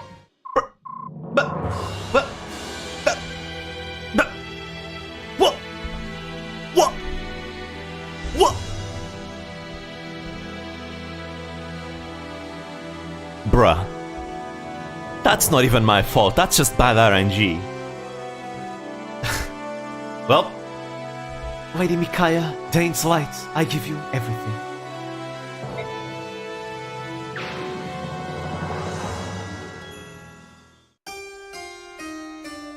I mean, there's a reason why this game is one of the hardest ones to Iron Man. It's because this game has a lot of game overs that aren't even your fault. I mean, not really that many, just certain chapters. This one is one of them. You get unlucky and Fiona dies. There we go. Alright, let's try this again. And this time I'm going to do it better. Alright. Yeah. Oh. Hi there. Thank you for the super chat. Diabolic Tutor, welcome again. The RNG giveth, the RNG taketh. True. Thank you for the super chat. Thank you. But yeah, literally, this is one of the worst game overs you can get in this chapter. It's not even your fault. Like, if the enemy decides, yeah, I'm gonna crit today, you get a game over and that's it. Your Iron Man run is over. Because by the way, an Iron Man run is if you get a game over, you have to start the entire run from the beginning. And you gotta... Basically, anyone that dies is dead. I mean, technically, I tend to play like that usually. except the game over parts, right? But yeah, anyone that's actually doing an Iron Man run, yeah, they would have to restart the entire playthrough from the beginning. That's why I like playing with permadeath, but I don't like to do Iron Man specifically. Because, you know, sometimes game overs are not on your control. Let me see. So I think what I'm gonna do first... kill that one. No one goes there. Attacks there. What I need is Provoluk to kill this. That's what I need to do. So that's what I will be doing. There we go. Also, I am super hungry. Why do I always get hungry whenever I play these games that require voice acting? I mean, fortunately I have some snacks with me here. I got some cookies. Wait, do I? Yeah, I do. I got some cookies with me. And some chips. The cookies are almost gone. I tend to have sometimes snacks here, so I can eat whenever I get hungry. Now, usually I don't usually get hungry. I only get hungry towards nighttime for some reason. So I usually go most of the day without eating at all. I mean, never mind. I mean, we have the meals, right? Lunch and dinner, and that's kind of it.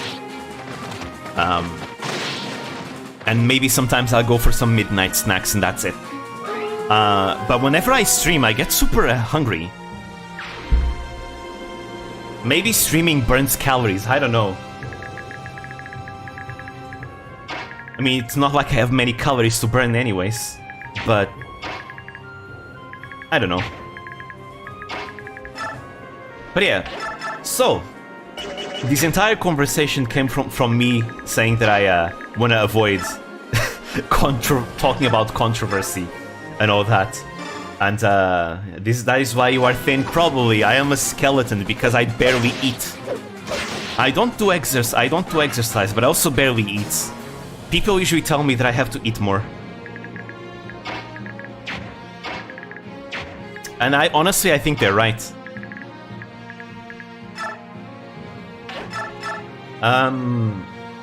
Let me see. I have no problem sharing this with you guys. I'm gonna share you guys my weight.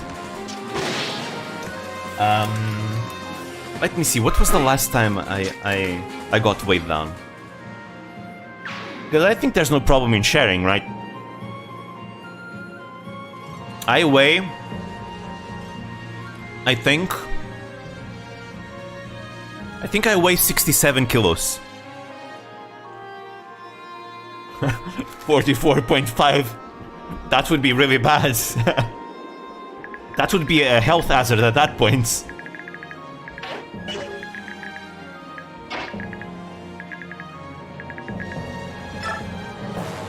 But yeah, I weigh 67 kilos. For a guy of my age, it's not that much.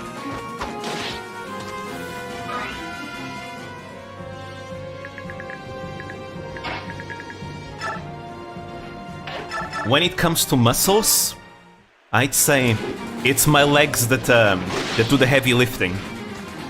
Because I have strong legs. I think I have strong legs because I walk a lot. I used to walk a lot. Like, even though every time I went to high school, I would usually do it by foot.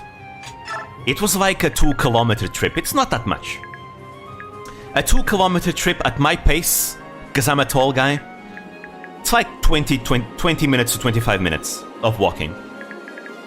Like at a fast pace, because that's my pace, kinda. I could use public transportation. I could. But I would choose not to, because I like walking. And I think as a result, I got super strong legs. 1, 2, 3, 4, 5, 6, 7, 8. And, because... So, when I was in school, physical education wasn't really my strong suit. But every once in a while, there would be things that I would be randomly good at. One of them was 100 meters dash. So in my high school, there's this competition. Oh, yep, okay, she's dead. Bye-bye, Laura. Rest in peace. Oh, she dodged. So in my high school, we have a competition that's the 100-meter dash. Every single class is gonna choose their fastest racer to compete in that competition. So then the best racers from the best. Well, I'm calling them racers, but I guess what I should call them is athletes. This is not Mario Kart. The fastest students in each class would compete against each other, right? In an event in the school, and then the fastest in the school would compete against the fastest in other schools, right?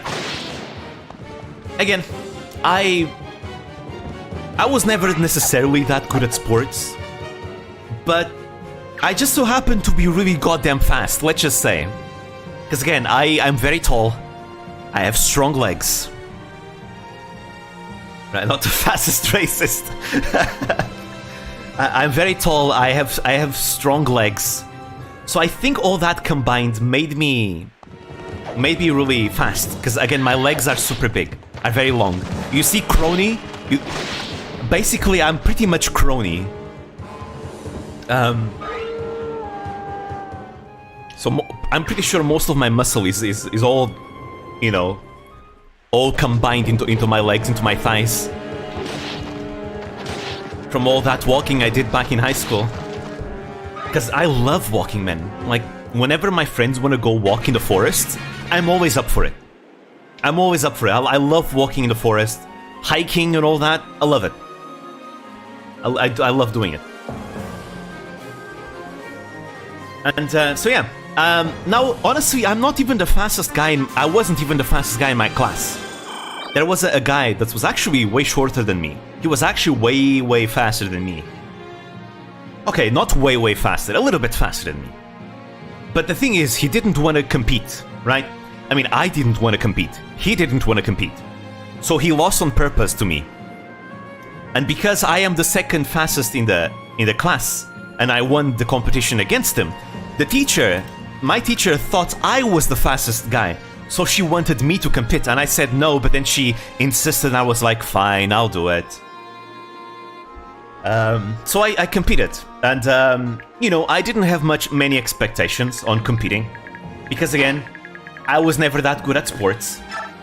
You know, me winning against, you know, being the second fastest in the class, you know, I'm not really expecting that. I don't think that says that much. So I went and competed into the high school competition against people around my age. And, you know, here's the thing. If I'm gonna compete, I'm gonna do my goddamn hardest. That's... You know, I don't like to half-ass my performance in anything. You know, I really take competition serious. So I was taking that competition really seriously, even though I didn't want to be there. So while everyone was pretty much, you know, just fooling around in between, you know, racing rounds, I was there, like, exercising, you know, well, not really exercising, I was there, you know, doing exercises, you know, doing stretches, doing, you know, rotating my joints, you know, basically just warming up, doing warm-ups all the time. I did it because, you know what, it's really cold right now, and I'm pretty sure I'll probably do better if I do warm-ups. So I spent the whole time doing warm-ups while everyone was fooling around. I think that worked. I really do think that worked. Because, I won. I fucking won the competition. Yeah, I remember there was these guys who were a bit older than me. And, they also were from my middle school. And they were the usually sports kind of guys, you know? They did sports, you know, played football. I think they even know me. They knew I wasn't really good at sports or anything like that. They weren't really counting me as a threat. They were basically saying, hey, let's see who wins between me and you. Like, between the two of them. They were saying that to each other, you know? they were already like assuming that it would be one of the two of them winning the competition, right? So basically I was the underdog.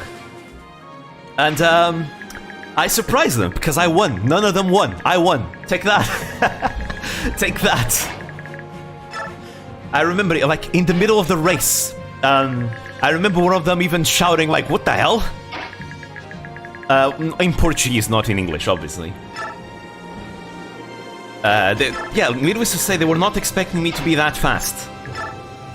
So I won. I went to the finals, and I won in the finals. And I got, like, qualified to go into the, you know, school versus school competitions.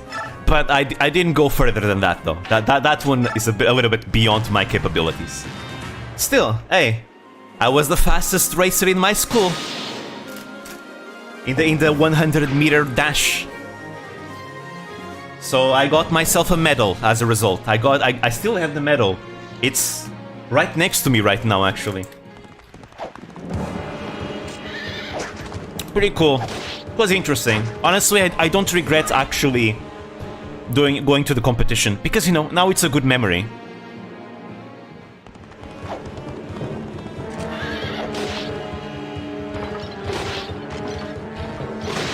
Now, to be fair, it's not like I didn't do sports at all. I think it depends on the sport, to me. When I was in elementary school, I was in the swimming club. So that's where I learned how to swim. Every single week, we would have 2 days of swimming practice. And man, honestly, I'm gonna be honest, guys, I miss swimming. It was so much fun. And swimming is really good for your lungs as well. It really helps with your lung capacity. Honestly, I think in the future I'd like to do swimming again. I mean, there's a swimming pool in my city, so I could kind of do it. I mean, that's the exact same swimming pool I used to go in the swimming club in the school, because the school didn't have a swimming pool. Instead, during club practice, the pool would be reserved for the club. It's a public. It was a public pool, but it would be reserved during the hours. We would go there. Have a terrible rich pool episode. But yeah, I used to do swimming in elementary school, and then in high school, I joined the tennis club. I loved playing tennis. Tennis is a lot of fun. Like, it's an actual sport that I enjoy doing. I also miss tennis a lot. I want to play tennis more. I'd like to play tennis again. So yeah, I was in the tennis club, and I also went on a competition.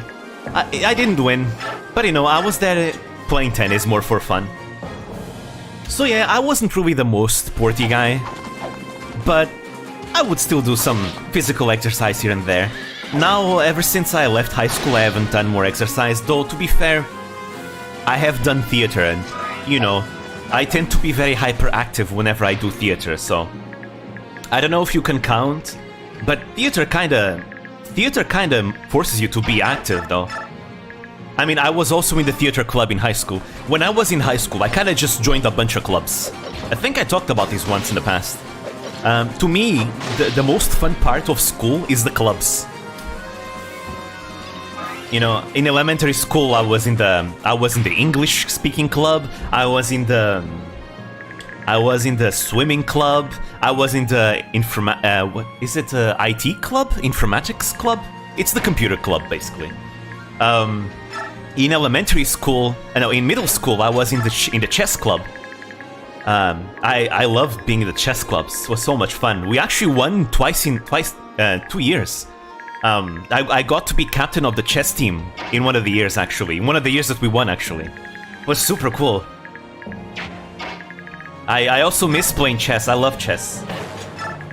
And then in high school, I joined the debate club, the theater club, and the theater club was my main club. That was the club I would never miss a day, ever. Because I love theater. That's where my theater background began, you could say. because I joined theater for the first time and I enjoyed it a lot. I mean, I was nervous as fuck, as I've said many times before, because I just wanted to become a voice actor, and a lot of voice actors recommended doing theater. That's why I decided to join theater, even though I was super, super shy. I took a leap of faith and did it. But yeah, theater club was my main club, and honestly, I'm thinking of visiting the high school again, and seeing how the theater club is doing. But yeah, the theater club, the debate club, and the tennis club. Those were the clubs that I joined in high school. And I did enjoy also. I also ended up helping out the chess club once, because there was a year where the chess club was needing some extra members to compete in the tournaments. So they actually, some people that recognized me from like middle school decided to invite me to just join for the tournaments, and I did, and it was fun. We actually won again. We won that year as well. Again, I was never like the best chess player, but I could hold my own. I was pretty good, if I could say so myself. I mean, honestly, I was so good that I was good enough to the point where my friends didn't want to play against me. Hey, someone's missing. Who's missing? Have I? Oh, Voluk, right. There we go. Good times, man. I really enjoy the clubs. I remember when I played Persona 3 for the first time, like the thing that I was most excited about Persona 3 is the fact that you could join clubs there. The thing that I was disappointed is you don't actually do club activities. Same thing with Trails. In Trails of Cold Steel, the first one, you have multiple clubs, and your character doesn't actually join clubs, but your classmates do. Well, that one's dead. To me, that's like the peak high school experience to me, just being on a club. And then in Cold Steel 3, you have students of your own, and they also start joining clubs, and it's so cool. Seeing how their struggles inside those clubs and seeing how they grow, it's so cool. Because, being on a club is more than just doing an activity. I think being in a club, I don't know, helps you grow. Not only are you in a social situation where you are, together with other people that have the same interests, and you're gonna be talking with each other, and you're probably gonna struggle with things inside the club, maybe it has to do with your activities and other that, and I feel like you end up learning a lot from it. Like, think about it, in the debate club, it's a club that literally you have to be social, because it's the debate club. You're gonna be discussing topics. The debate club was overseen by my philosophy teacher, and the club was active back when we had the elections between Hillary and Trump, and in the debate club we had one guy that was that supported Trump, and one girl that supported Hillary, and I just enjoyed being there and listening to both of them argue. I was kind of like, I didn't really support either of them. I was just, honestly, just there watching them, argue with each other, and every once in a while giving my input on things. It was a lot of fun. Sometimes we would discuss like other topics as well. But yeah, like, again, the debate club, it was a club. It was a club where literally it incentivized you for, your critical thinking skills, because, you're not doing it for a grade, you're doing it because that's the point of the club. We're here to share ideas, to talk with each other, to defend positions and learn with each other and all that, right? It was a very educative, like, environment,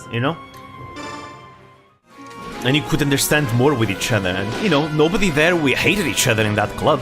I mean, there wasn't that many people either, to be fair, like, there was only like 4 members in that club. It was me and 3 other people. But still, I wasn't always able to attend either, because, sometimes my debate club would be,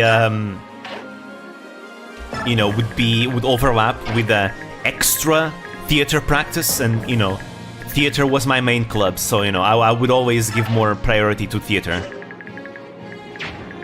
Because, hey, theater, you gotta practice a lot. 1, 2, 3, 4, 5, 6. Rehearsals are very important. Every actor rehearses like crazy.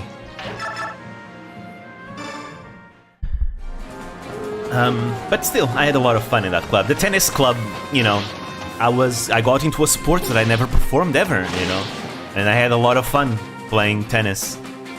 You know, getting to know people socially. Now, to be fair, I will say that I originally kind of joined the tennis club because I kind of had a crush on a girl that was in the tennis club, so I joined the tennis club. But eventually, that girl didn't, you know, in the next year, she didn't join the tennis club anymore. But I stood in the tennis club because, you know what? Hey, I'm enjoying tennis so much. I don't care if she left. I'm here for tennis now. I'll do it for the sport now. I'll do it for the sports.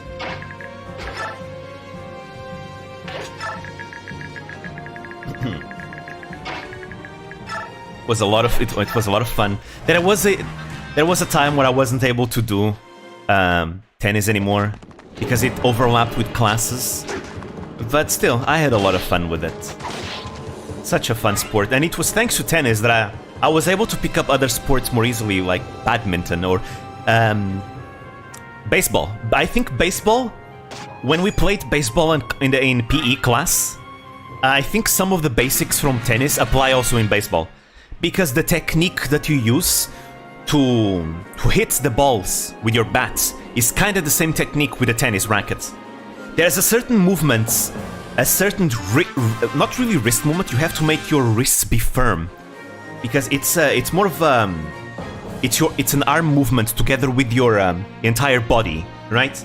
And you go like in a diagonal motion, right? That same technique also applies in baseball as it does in tennis. And I feel like my first ever hit in baseball was a home run because I used that technique, and it worked. I was pretty good at it. I think perhaps I have like a natural talent for baseball. Ah, good times, man. This is really bringing back so many memories. But hey, you know, it was a different experience being in the tennis club. You know, joined for love, stuck for the sport. It was amazing, and I ended up convincing some of my friends to join as well. So you know what? Hey, let's go! I got my friends in the club too. But yeah, it was the theater club that I spent the majority of time. I never missed a day, never. That one was very important to me. You know, my first year in the actually I went one week earlier before the actual activity started, because the older members of the club from the previous year, they were doing like they were rehearsing a special play for the newcomers to try and recruit some members, right? Or no, never mind. That was a different day. They were rehearsing like a play because you see how can I call it? So my city, every once in a while, my city would ask the theater club to perform certain plays, to like to act in front of perhaps like children, you know, children in children's schools, or perhaps, you know, old people in a what do you call it? In Portuguese we call it lar de idosos, you know, basically, you know, the place where old people tend to go, you know, when they can't live by themselves anymore. I don't know how the name is in English. Or perhaps, you know, perform in front of perhaps in exchange students or something like that. They were doing something like that. I was there. Care home? I think it's a care home, yes. I think so. So I was there to watch the rehearsal 1 week before the activities of the club actually started. It was a lot of fun. And then I wasn't there in the first year. You know, in the first year, you see, the way we conducted ourselves in the club is that, you know, when you are there in the first time, and if you don't have experience, you're gonna be probably, you know, you're not gonna have any major roles. You just aren't. you are. It's normal. Obviously, you're new, right? The teacher can't really give you that much confidence because you're still new. So obviously, I wasn't given in any major roles at first. I was just there as a, like, if I was lucky, as a secondary character. But you know what? Even as a secondary character, I would do my goddamn best. And I think the teacher realized that, because I think the teacher started giving me, you know, started having more confidence in me and giving me perhaps a role, maybe a secondary role that requires a little bit more lines and all that. That was my experience in the first year, and it was very important because that first year taught me to get comfortable on stage. Because if it's your first time in theater, you will not get comfortable. Like, it's gonna be really scary. Like, you're performing in front of people that they might not be even your friends, you know, you are in a team with other people, you're gonna be in front of a bunch of faces, you know, and you're gonna be seeing all their faces. You know, once the day of the spectacle comes, you know, you're gonna be on stage and you're gonna be seeing dozens, sometimes hundreds, probably dozens though, because it's high school, dozens upon dozens of eyes looking at you. And it's scary, man. It's so scary. You feel so nervous. So that first year was more so to get comfortable to being on stage. It was fun. I mean, I still feel nervous even today when I'm on stage. But that's not really a feeling that goes away that easily. It's something that you're gonna have to get used to. But yeah. So that was my first year. And then in the second year, it was my 11th grade. In the second year, my teacher, she gave me more confidence, you know, because obviously the major roles would be usually given to the seniors, you know, the seniors that were there in the club for their last year and they wouldn't be there anymore because they would graduate, right? They would get usually the major roles, of course, if they were up for it. You know, there were some seniors that weren't so good at acting, so, you know, the teacher didn't have as much confidence on them. So they didn't get any major roles. There was one specifically that in the past, in previous years, really screwed up on stage, and the teacher really didn't have much confidence on her. Because she didn't know how to improvise. You know, a very important skill that you need to have as an actor is know how to improvise. When things go wrong, you can't stop the show. You gotta keep it up. You gotta pretend nothing happened and keep it up. Look, because at the end of the day, if something goes wrong, the audience doesn't know the script, right? The audience doesn't know the script, so keep going. Maybe the audience will think that you improvising is part of the show. So I think that was one of the reasons why the teacher had so much confidence in me, because, you know, I didn't always do things completely well. Sometimes I would kind of mess up the script, but you know what? I was really good at improvising, because, you know, honestly, I'm gonna be honest, I'm not that good at improvising, actually. The thing is, once you get very comfortable with the script, it becomes very easy to improvise, you know?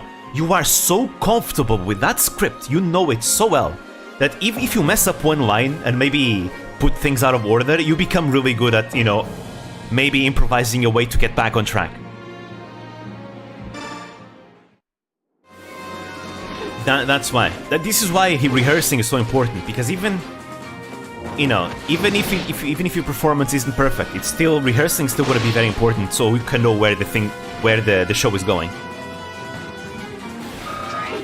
But yeah, so yeah, my second year, my teacher gave me some, nice level up. My teacher gave me some better roles, still nothing anything major, but this was also the year where the teacher was also having a little bit of trouble. She didn't have much time to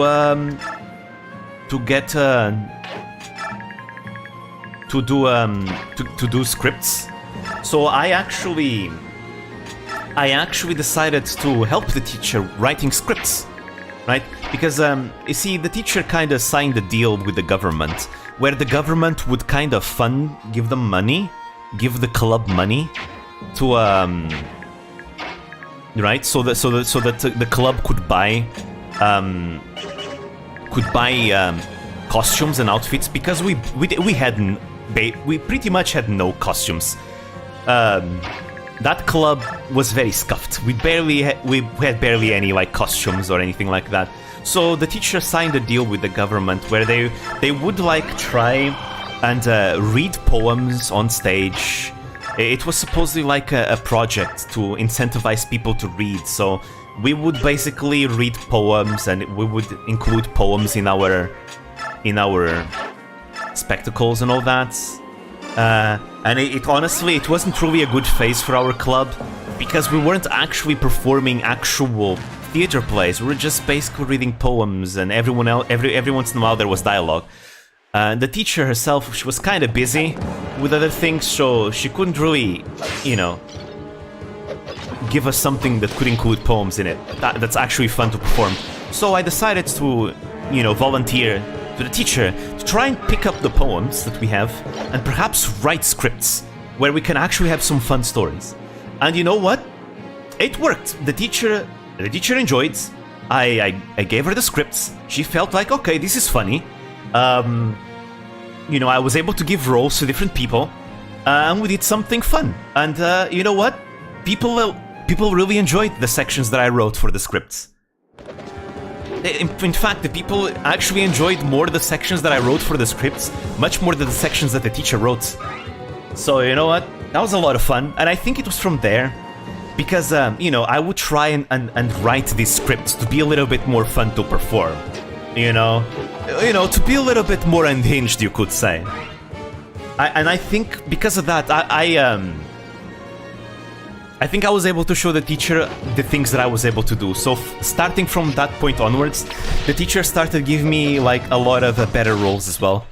I think the teacher started saying, okay, this guy has potential. And so in the final year, the very last year, I was one of the few veterans left, one of the very few seniors left. Though there were still a few other seniors in there with me. That was the year where the teacher pretty much gave me, like, pretty much every single major role. The teacher gave it to me in the last year. Whether it's a protagonist or a villain, the teacher pretty much gave me all the major roles. Then again, the teacher told me, yeah, you've proved yourself. You know, when you joined the club, I didn't think you actually could do anything, because you were just too shy, too nervous to do anything. But you know what? You proved yourself. And the teacher gave me pretty much every major role at the end, and I had a lot of fun. I would still write some of the scripts. And I would try and give some of the major roles to other people in the club, because you know, the teacher was giving me a lot of the major roles, but I also wanted to give the spotlight to perhaps some of other people in the club. So for the scripts that I wrote, sometimes I would make someone else like the main character. I did that a lot in my 11th grade, when I was in my junior year. I didn't have as many opportunities to actually write scripts in my last year, because that was the year where the teacher was actually, okay guys, let's actually perform theater plays this time around. And then we did one final theater play. That one was so hard. That was the hardest play I've ever performed, because we had to, it was about the Portuguese discoveries, right? And we had to perform this really dense theater play with really archaic language. God, it was so difficult to perform, but you know what? I did it. I was the main character for that one. It was so difficult, but it was a big challenge, and I was able to prove myself. You pretentious little fools! I'll show you how insignificant you are! Witness Benion's might! And yeah, I miss theater so much. So much fun. I still recommend theater to anyone who wants to overcome their shyness. It's the way I overcame a lot of it. I'm still shy, but, you know, it helped me. So much fun. And from there, after I graduated, I ended up joining the group from college. Ugh, you disgust me. But yeah, we would perform in front of a lot of people, not just to our school, but also, you know, again, daycares, nursing homes, care homes, in front of the, what's it called? The city auditorium, schools, like elementary schools and all that. It was a lot of fun. Ah, good times. Such good times. Okay. That's enough of my story time. We can continue story time next. We have an actual story time with Fire Emblem now. Honestly, better to talk about wholesome and cool stories rather than controversies, to be fair. It's a better way. Dear boy, I'm sorry you had to suffer on our account. I wasn't scared. I knew the Dawn Brigade would save us. Thank you. We weren't able to save everyone. That's a shame, but that's fine. Thank you for rescuing my people. Your people? So you must be. Yes. I am Lavenga's daughter, Fiona. After my father died, I assumed the governance of Marado. General Lanvenga? From the song? Bryce, Toronio, Gawain, and Lanvenga. 4 riders of Daein. 1 country, 1 king. While they bear our banner, a free Daein shall sing. You're that General Lavenga's daughter? Indeed, Lanvenga of the 4... Wait, was I reading the wrong character? I think I was reading Mikaya's line. Ah well, too bad. Indeed, Lanvenga of the 4 riders. He was a good friend and a mighty swordsman as well, and stubborn as a mule. Your father was a powerful warrior of unquestionable integrity. A great man. Yes, that's why he renounced his rank and title as a rider and withdrew from court life rather than serve King Ashnard. You've heard rumors, no doubt, that Ashnard murdered his own father.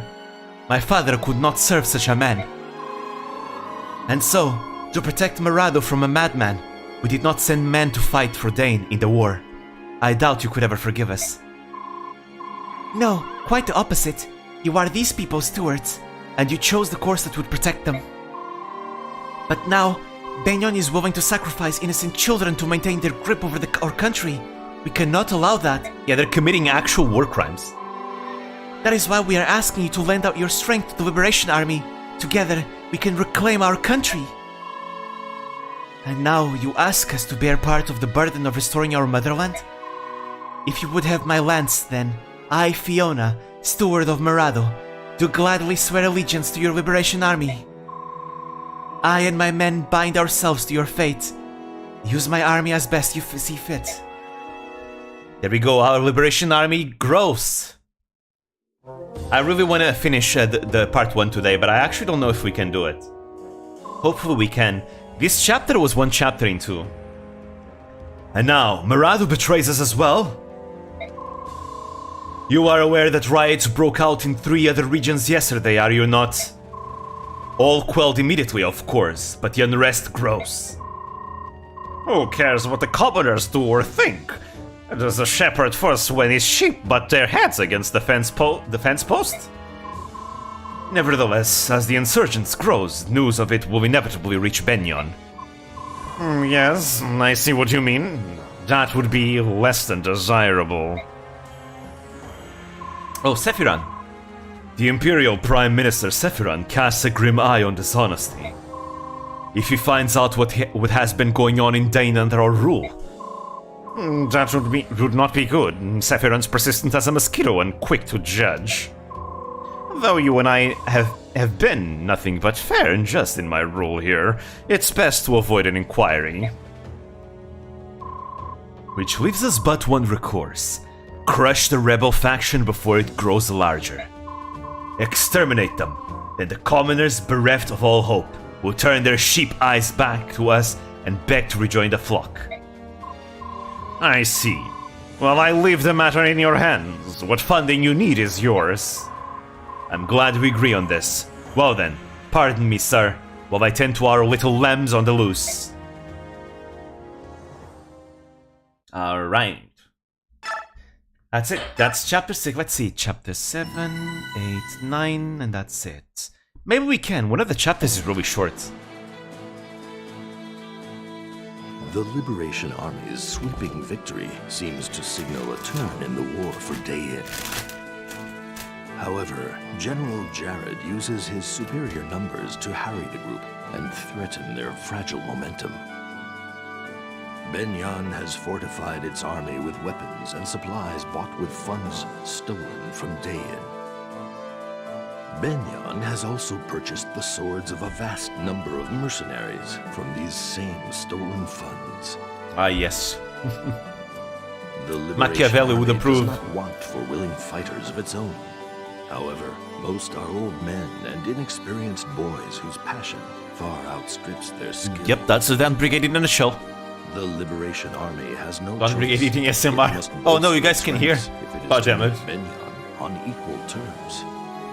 Its only hope lies locked in Baekseating's prison camps, where Daein's former soldiers await their rescue. The narration portions are good for this.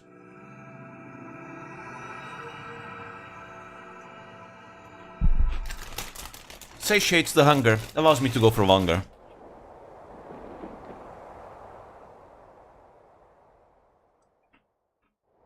Oh, here we go.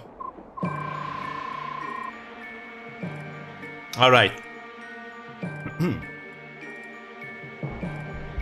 Alright. Let me drink some water for this one.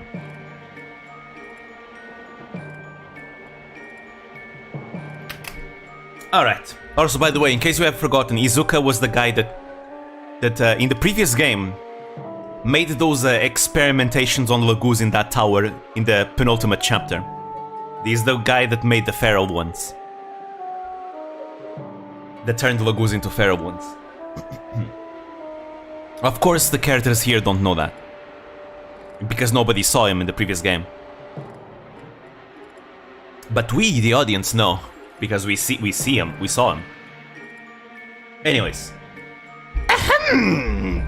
As General Staff Officer of Daein's Liberation Army, allow me to outline my latest strategy.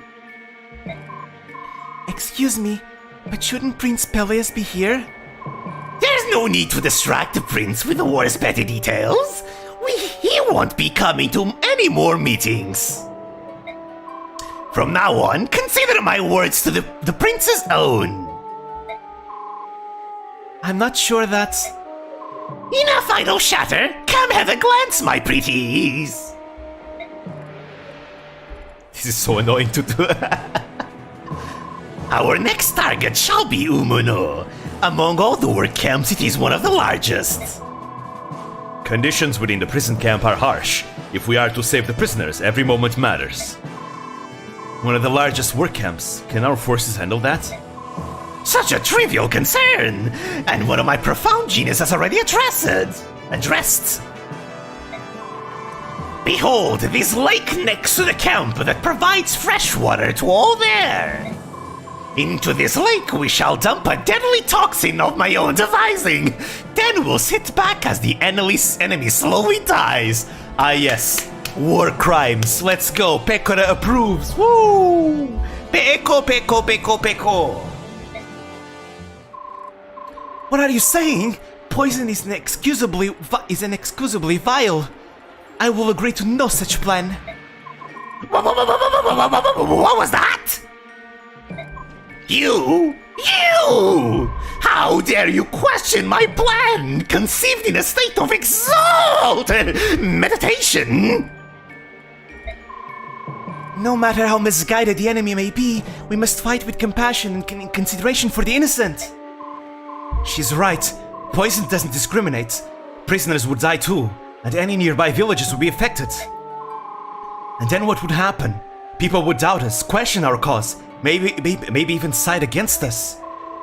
And it would cast a stain on Prince Peleus' name, don't you think?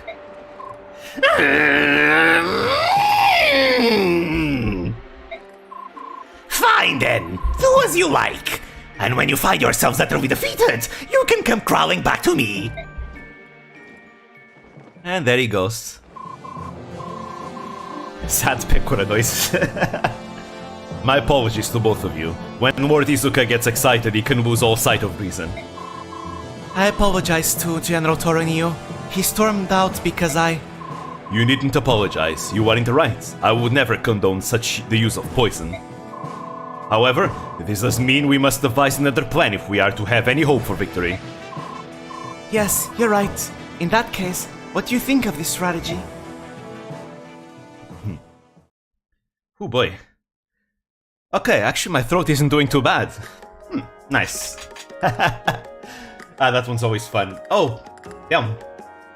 Thank you for the super chat, randomness. Alright, I have to go now. I have to wake up early tomorrow. My sister's first day in middle school. Oh! Also, nice work finishing the good video. Omerito? Wait, is that Omerito? I can only recognize the O and Re sounds. Wait, is that a red sound? A Re sound? I think that's a Re sound, but I don't know the kanji. No! Anyways, thank you for the super chat, randomness. Thank you for coming. Otsukare-sama. Ah, thank you. Otsukare-sama. Alright. Let's see. Companions. Oh, here we go.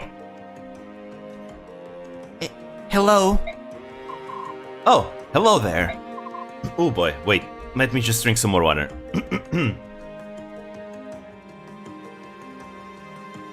Okay, much better. Hello there. Hello? Yes, hello. Now that we have that established, what can I do for you? I'm Meg. Yes, I know. It's nice to meet you, Meg. That's a very nice name. And, I'm from Crimea. Yep, I'm one step ahead of you. Heard that too.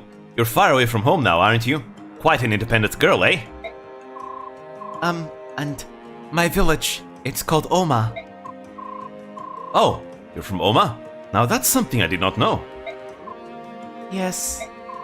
Then you must know Brom. Hold on a second. You look exactly like him. Are you two related? We sure are. I'm his daughter. His youngest daughter. Oh, I've heard stories. He loves to tell stories about his kids. He said that you could lift a full-grown cow. Oh, damn. It's nice to meet the person I've heard so much about. How is Brom? Doing well? Yes, he is. He works all the time. I do wish he would slow down. Ah, yes. Well, it's good to hear staying busy. Brom, huh? Wow, brings back memories. Well, if you're his daughter, I'll do whatever I can to help you. Yeah, let's just forget the fact that he actually died in my playthrough. Zihark died in my playthrough. You said you were looking for somebody? Who is this person? Well, he's my fiancé. How could any guy leave a girl like you? Zihark, don't regret. Don't say anything you're gonna regret, Zihark. How could any guy leave a girl like you? What's this lucky guy's name? What's he like? Well, he's standing right in front of me. I'm sorry, I'm sure I misheard you. Can you repeat that? Slowly? My daddy told us years ago that he was going to marry one of us to a really nice friend of his, a mercenary named Zihark. Whoa, hey now, I don't, But my older sister got married last year, so I came in, so I came instead. Oh, it's so nice to finally meet my husband. Meg, look, this is kind of crazy. Zihark, I'm sure I still have a lot to learn. But after meeting you, I just know we'll live happily ever after. Meg, I need you to listen very closely. Oh, don't worry. I'll work hard every waking moment to become a good wife, even during a fight. See you later, Pookums. Meg, wait! No, Meg, he likes Lagoo's pussy. Wow, she's downright pushy. She must get that from her old man. And did she just call me Pookums? No, he's into Lagoo's pussy, Meg. He's not into regular humans. Alright, Peleus time. Sorry to call you here like this. Forgive me. It's quite alright. Can I pour you some tea? Or is there something else you would prefer? I'm fine, thank you. What did you want to speak with me about? I know you are angry with me. Please forgive me. Can you tell me why you stopped showing up at our meetings? It was Izuka's request. Of course it was. Of course it was. That guy doesn't want Mikaya putting ideas in your head. Because he wants to manipulate you, dude. He's shady as hell. You are the leader of this army. You cannot simply leave all the decisions to someone else. I'm sorry. I'll ask Izuka before the next meeting. Don't ask him! I need his permission to attend. No! Peleus, you are the Prince of Daein! Don't ask his permission. Literally, you are the symbol of this liberation. You can't ask his permission. You'll do it because everyone is fighting for you. Come on. Come on, Peleus. Dudes, the Chad Elincia, you know, hey, I wanna fight, I'll go fight, even when people tell me I shouldn't fight, I still go and fight. The Virgin Peleus, I need to ask permission to Izuka to attend the meeting. Dude, Elincia was always there in all the meetings, you know, and then she decided to fight in the front lines. You know, meanwhile here's Peleus, no, I gotta ask permission to attend the meetings that, you know, have to do with the liberation of my country. Like, what the hell? Dude, Elincia is an absolute Chad compared to Peleus. I mean, to be fair, even outside of comparison to Peleus, Elincia was a Chad. I mean, a Stacy, how I think that's the female version of a Chad is a Stacy. Dude. What is this? Micaiah, come on. This is the man we're fighting for. Dude, Ike was a Chad and Elincia was a Chad too. Look at this, Micaiah. This is not good. We have Elincia at home. Elincia at home.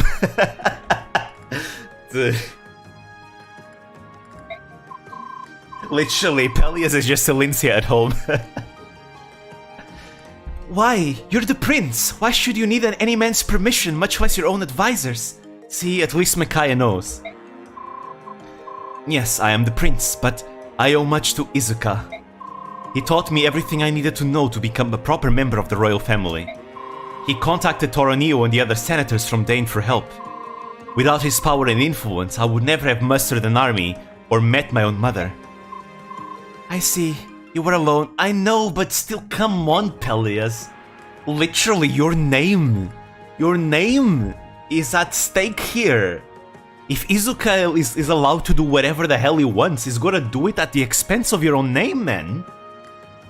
You know, imagine if Izuka decides to actually went forward with a poison plot. You know, literally, Peleus would forever be stained with, he used poison and killed a bunch of people, including, you know, innocent villagers, because, you know, everyone's gonna be affected by that. You know, it concerns you as well, Peleus. You can't just let anyone take all the decisions for you. You gotta be there. Pardon? Pardon? And then Izuka reunited you with your mother, gave you a place to stay, and provided you with a reason to live. And you feel you owe him a debt of gratitude for ending your loneliness. That is why you try to do as you are told, as Izuka wishes. Also, by the way, just a disclaimer to anyone that might be watching. Don't take it wrong, I'm not criticizing the writing here. When I'm poking fun at Peleus, I am not criticizing the writing. I do not think it's bad writing. I think it's good writing, in fact. It tells us more, the audience, more about Peleus than anything else. It's telling us that, again, Peleus is a meek guy who's very easy to manipulate. That's literally Peleus. This is called storytelling, you know? Yes, I am criticizing Peleus as a person, not as a character. Because as a character, this is good. This is fine. I think the writing is good, okay? And you'll see me do this throughout Radiant Dawn as a whole. I'm gonna be criticizing the characters as people, not as actual characters, right? Because I think the writing in Radiant Dawn is honestly overall pretty good. Because I in the Fire Emblem community, there's a lot of people that actually like equate criticizing like personalities and to criticizing the writing, and honestly, there's a reason for why they equate that. It's because there's actually in the community people that do that. There's people in the community that actually see, oh, that character did something dumb, writing is bad. Like, no. Guys, when characters do something dumb, it's not bad writing necessarily. It's just character flaws, because the characters are flawed, right? They do dumb things because humans do dumb things. As long as it's in character, that's what matters. that are... Okay, just leaving it out here. Okay? Okay? I am a staunch Radiant Dawn defender, by the way, when it comes to its plot and story. I don't know, I've seen people say Talia's story is bad. I don't know what the hell they're smoking. I don't know what kind of stories they consider good.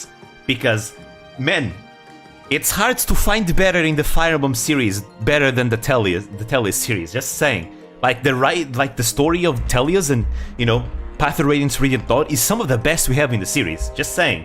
And I will fight anyone when I put this above Genealogy. I know it's, yes, Genealogy, Radiant Dawn, debatable. Highly preferential, because Genealogy is much more plot-focused. Much more plot-focused. Some people prefer that. Other people prefer characters to be more fleshed out. And in Radiant Dawn you have that. You have more characters being fleshed out. A little bit. Right? It's a preference thing. Right? Still.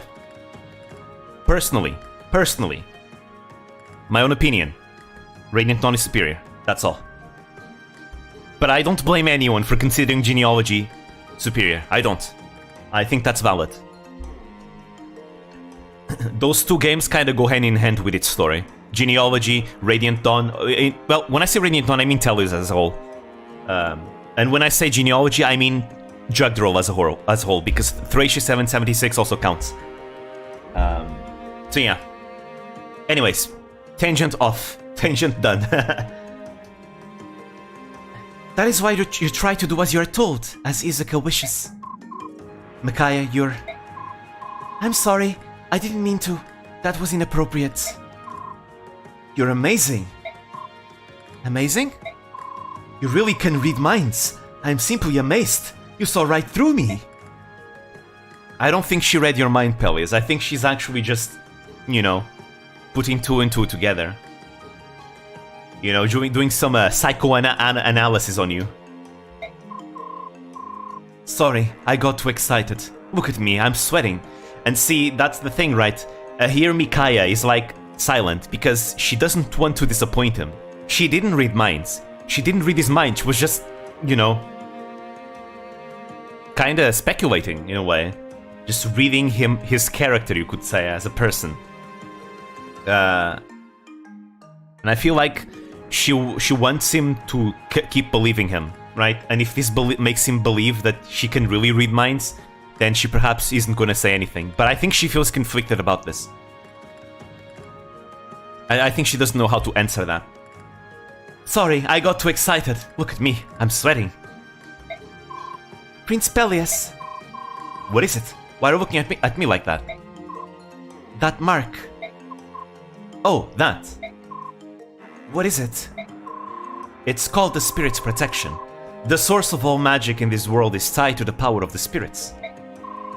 When you make a pact with such a spirit, its power manifests on your body like this. Oh, never mind. Never mind. She's reacting to the mark, not to what he said. I see. There's a reason for that, by the way. What am I saying? You already know all this, of course. You have the Spirit's Protection too. What? I saw you washing your hands the other day. When I walked up to say hello, I saw the mark on your right hand. You saw... I thought of confiding in you right away, but my mother called for me. I didn't get a chance to tell you until now. You think this mark is really the Spirit's Protection? Oh, you didn't enter into the pact yourself? No. Here we go, guys, we're gonna find out about what the mark is. I see. So it must have been the spirit who wished to make the pact with you. Pardon? It's a very rare phenomenon among newborns. Usually it happens to infants who have an exceptional talent for magic. You truly are amazing, Micaiah. I don't know about that. Let's keep this among ourselves. We don't want people to confuse us with the branded. Ah, yes, those filthy branded. Ew.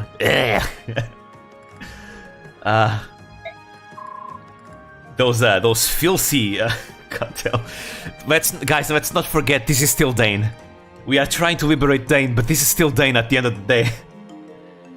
What are the branded? I'm pretty sure it refers to Beork who have Lagoose blood in their veins. Basically, they're mixed-raced. I know it's hard to imagine someone with the blood of a subhuman running through their veins. Anyway, I've been terribly mistreated by people who thought I was one of the branded. But yeah, Micaiah is a branded, by the way. Soren is branded, Micaiah is branded. She's one of my brethren. Yes, Micaiah, my sister. Micaiah? Oh, sorry. I think I understood more about you now, and about the marks we share. I'm glad I was able to tell you. I'm surprised you didn't know. Come talk to me again sometime. Certainly. Oh, I almost forgot. Here, I wanted to give you this. What is it? Again, Micaiah, by the way, Micaiah knows what a branded is. She was just asking him so that he would explain, and again, she's kind of gauging his stance on the branded, right? This way, Micaiah is not gonna tell him that she's a branded. She's gonna keep making him believe that she just has a spirit's protection, right? Again, Micaiah, she has like good social skills, you could say, you know? Asking a question that she already knows just to gauge the other person's stance on it. Like, yeah, very good, Micaiah.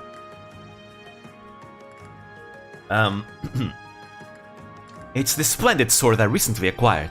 It gives its wielder the upper hand in battle. Keep it or give it to whomever you like.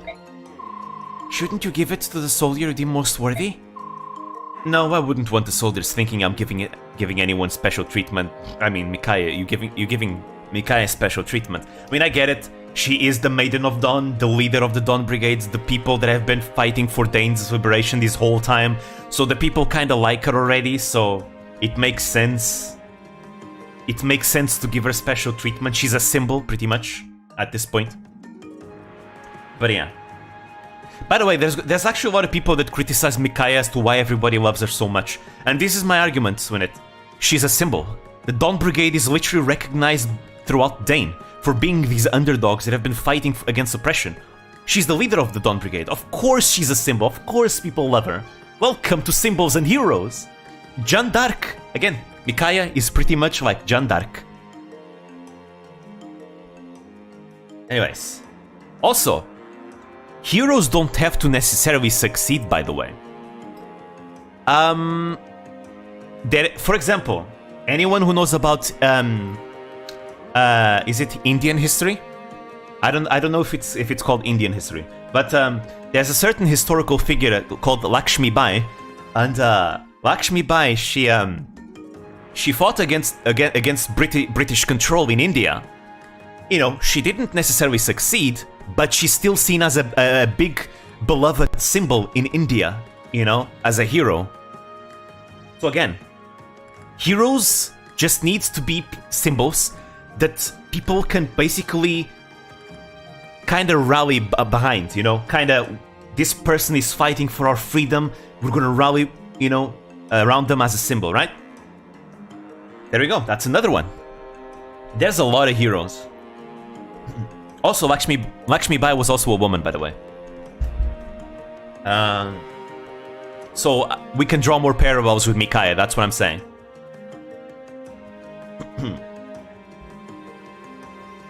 Anyways, no, I wouldn't want the soldiers thinking I'm giving anyone special treatment. It would be inappropriate. That's what Izuka says anyway, so I think you should do it. I understand. You must have so much on your mind. Indeed. I long for the old days when I was poor but had few worries. Prince Pelias. But I'll keep fighting. I won't stop until Daein is free once more. Also, the reason why I was, you know, kind of being careful if it's Indian history or not, is because I know there's other terms that sometimes I think are correct to address people from India. I don't know if Indian is like the correct way to address someone from India, because I've heard Hindi, but Hindi is the language, right? Like, because I've seen like, you know, people call the language Indian, but I think it's not Indian, it's Hindi, right? But the people from India are still called Indian, right? I don't know, I don't want to make a mistake here, that's why. Because I know it's a pet peeve with a lot of people from India. They don't like when people make this mistake. And it's understandable, honestly. You know, keeping in mind other things, mistakes that people make sometimes about Portugal, I can definitely understand. So that's why I try not to make the mistake. But I think it's correct. It's Indian. People from India are Indian, but the language is called Hindi. Gotcha. Indians, yeah. Okay. So Indian history is actually Indian history. Because I think in the previous stream, I called people from India Hindi, but that's the name of the language, not the people. Or does it still count as like Hindi people? Again, I don't know. Maybe I need to do more research on that. You know, again, I like to talk about history, so I like to be accurate when it comes to these things. I think I need to do more of a thing. We call people from Portugalia. People from Portugal. Damn, you have no idea how much it triggers people from Portugal. Call them Spanish. We don't like that. Please, no, don't confuse us for Spanish people. We are not a district of Spain. We are our own independent sovereign country. We've been for hundreds upon hundreds of years. In fact, we have the oldest borders in the entirety of the history of Europe. So yes, we are Portuguese, not Spanish, please. I think the Irish people can probably relate to us. Anyone who's Irish, you know our struggle. You know, like everyone, like, you know, people calling Irish people British. You know, the Irish hate that. It's the same with Portuguese. So, you know, Irish bros, Scottish people too. Bros, let's all unite. No, but with Scotland though, isn't Scotland though part of the UK though? Because Southern Ireland isn't part of the UK though, I think. Or is it? I mean, I don't know. Honestly, I need to educate myself on this aspect. Regardless, I think there's a difference between being British and being English, right? Because I think English is people from the country of England, right? But British is anyone from the UK, right? From the United Kingdom. So like, Welsh people also count as British. So like Connor, Sea-Dog VA is Welsh, but he counts as British because he's from the UK. And I think Scotland, like, it's its own country, right? So people from Scotland are Scottish, but Scotland is part of the UK, so don't they count us British as well? Or am I confusing things? Because when it comes to Ireland, there's Northern Ireland and Southern Ireland, and Northern Ireland is part of the UK, but Southern Ireland is independent. It's an independent sovereign country. So they do not count as British.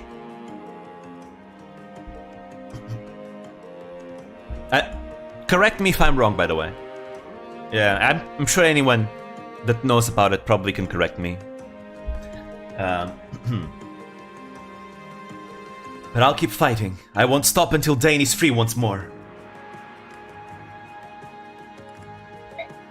They're technically a part of the UK, but they hate to be part of Britain. The Scottish, you say? Hear, hear. Hey, let's go! Zihark is going to like that. Okay. Now let's see. Nolan. Let's do this one. Let's do the support. Why not? It's a void. Void is nice. Why not? We don't need this, but... Alright. Let's see, award the XP. If I want to do a certain trick that you can do in this game. You give a little bit of XP so that next time they fight, they level up immediately. Like this. Exorcist Zihark with that sword? What do you mean? Exorcist? Okay. Let's see, okay, we got an extra winged sword here. I'm gonna take that. That goes for Zihark. All the winged edges and everything else we don't care. It's too much money, the secret book is not worth it. It's a stat booster, but it's not worth it. The Walking Dead, oh, only weapons can kill him. Sadly, there's no holy weapons in this game. Only genealogy of the Holy War. There we actually have a concept of holy weapons. Right, Paragon is a skill in this game. And engage. Let me see. I was gonna give that to someone. Skills. Skills. Can I give it to Jill? I'd rather give it to Jill. She needs to promote.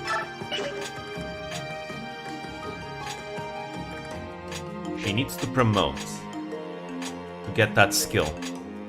Paragon doubles XP growth. So honestly, I will give it to Jill eventually. MC engages zombie and Holy Spirit, walking body too. Let me see. I'm gonna remove Imbue. We're not gonna use Fiona. She sucks. The Savior skill goes for Sloth. And the Imbue skill... Let's see. Didn't Fiona die? No, it was a game over. The game gave us a game over immediately. Let's see. I'm gonna give... I have Imbue. Imbue... I guess I can't give it any still. Imbue is an ability that heals you based on your magic stat. It does not work on mages though, only on like physical units. So Nolan actually tends to be good because Nolan actually tends to cap his magic. Paladins also use it well. Okay, I think that's it. There's not much I want to do. We still have a lot of weapons.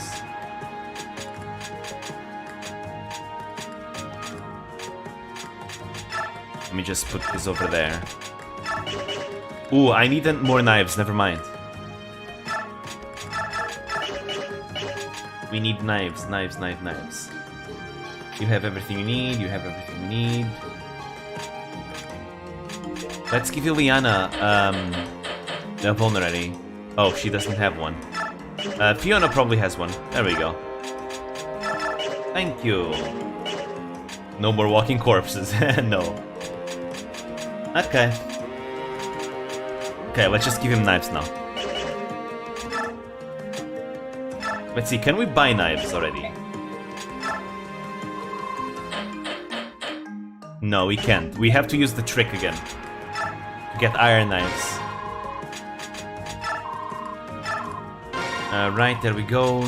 No stats, no nothing. We just want to keep him like this.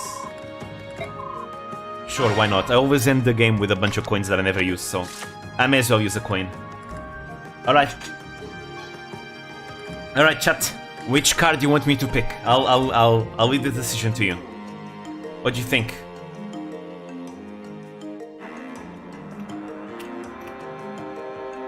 Which one will choose?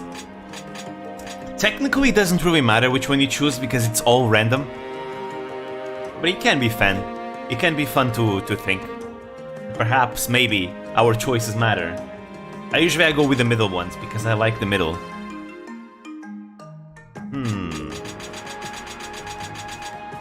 Or I could close my eyes, do this, and then choose. 3, 2, 1, go. Alright, it's the first option.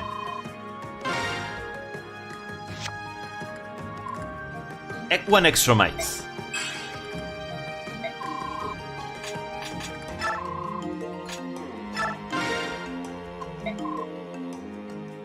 Alright, that's it. Let's keep going. The next chapter, I think I remember which one it is. Yeah, it's the jailbreak.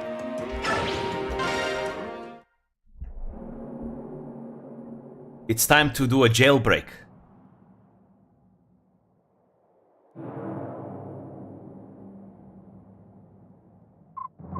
What? An enemy attack? Yes, sir. The Liberation Army has mounted an assault on the gate. We require reinforcements. They seek to free their men? My elite guard shall stay here with me. Take the rest to squash these rebels. But sir, if your guard remains here, we'll have barely enough men to... Who do you think you're talking to, soldier? With my guard and me at the ready, this camp need fear no attack. Understood?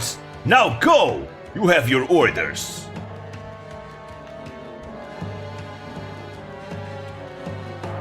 Bum bum bum bum.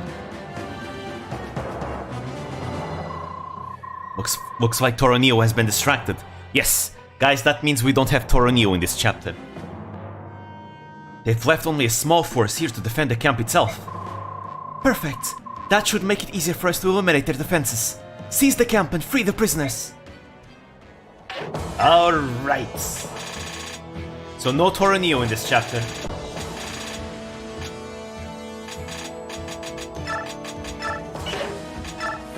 Alright.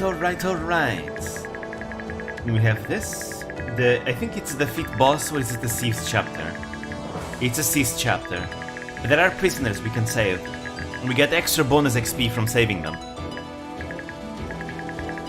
Okay, I want the front line at the... Oh wait, I had a hammer, I didn't give him the hammer.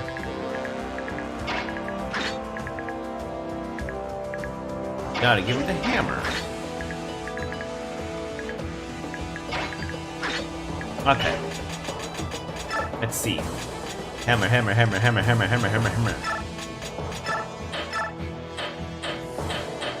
There we go. And the Zihark gets the Brave Sword. Beautiful. Now we're truly ready.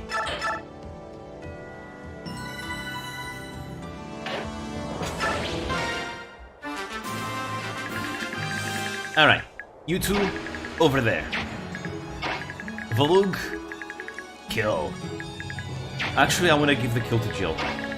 Kill Jill. Ooh, she's doubling.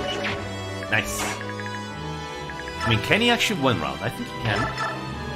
Yeah, he won rounds.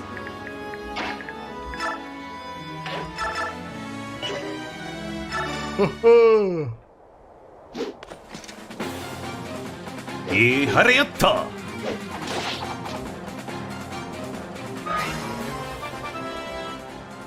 Alright. It's a... got magic, wow. It got speed at least, that's good. Anyways, what we're gonna talk about again. Again, these gameplay sections are always really good to talk about whatever. It's nice. It's always very, very nice.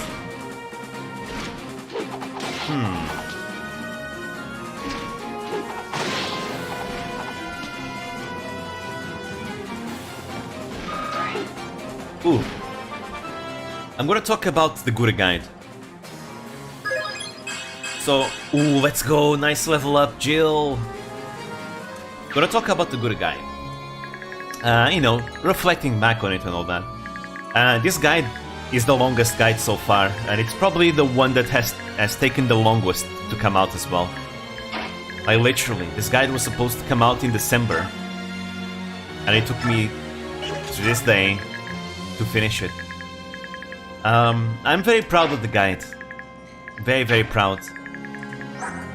Let's see. 1, 2, 3, 4, 5, 6. Okay.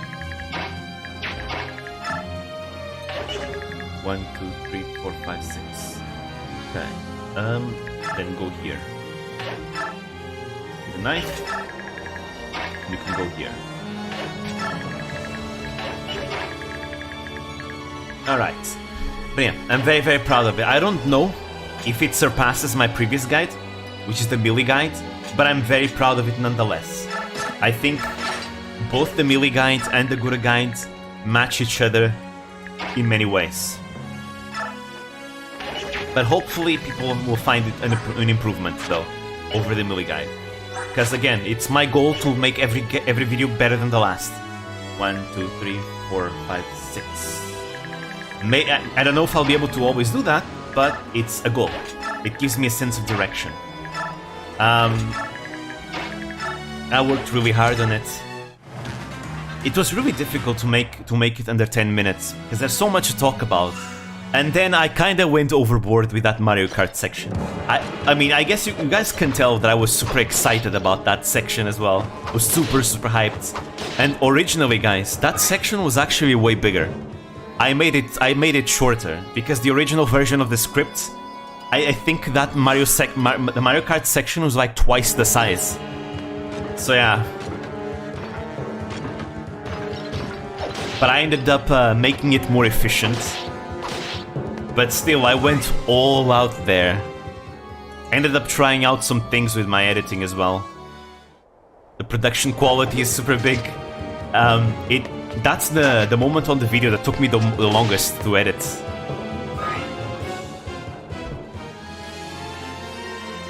Has big Chunibyo vibes, and you know what? That's exactly what I want. I've already embraced the Chunibyo vibes in my videos.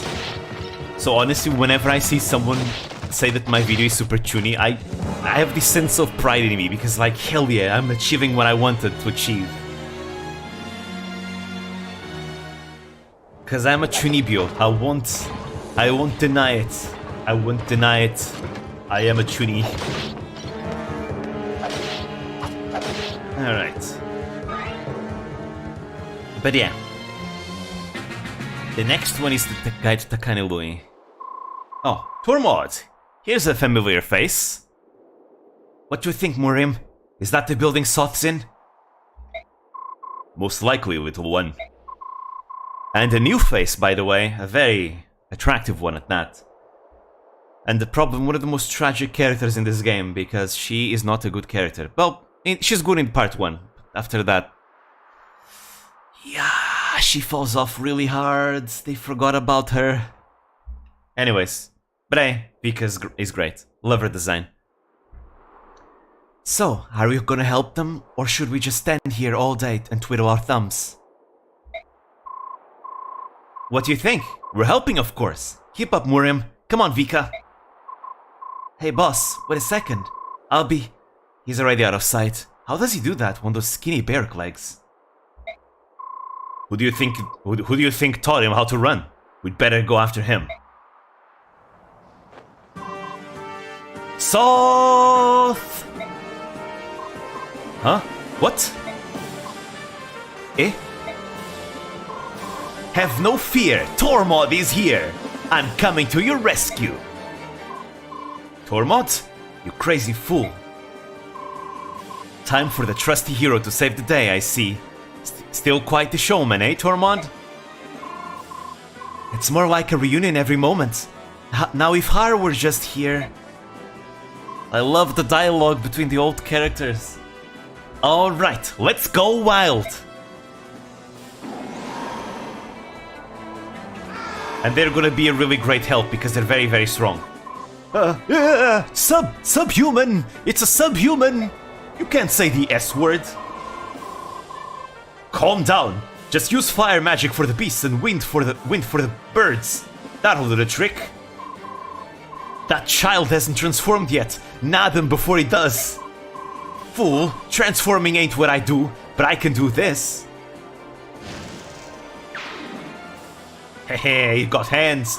He's a mage! Fall back! Don't get too close to him! Who in the world are they? People layers to know. I'll introduce you later, but for now, let's concentrate on the fight. Let's go! Look at him, look at his stats!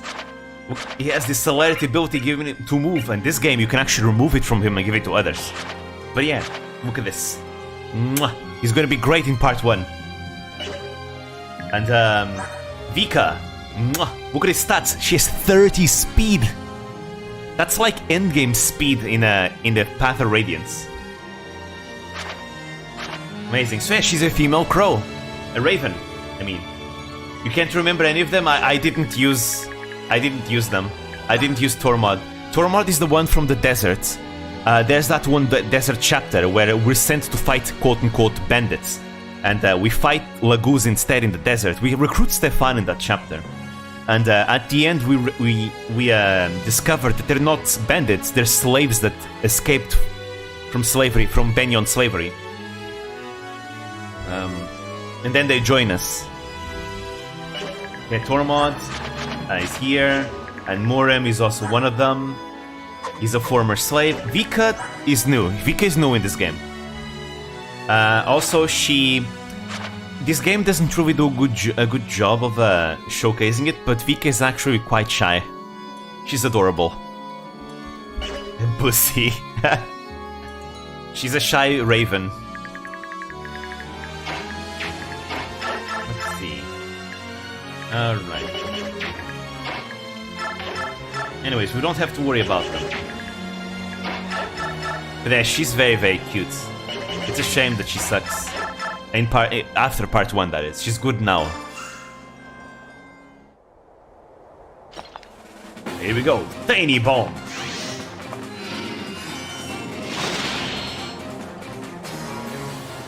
Nice.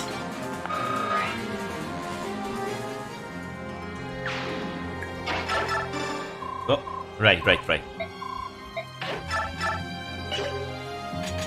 Use the other iron knife. Uh-oh, wait, is one... less accuracy? Don't miss Soth, you missed the other time. If you miss, Micaiah will die. Thank you. Nice. Okay, next. Now, preferably, I want to give a kill to Nolan and a kill to Jill. Kill Jill. Let's go for the good boy. Our army has quite a lot of Lagoos now.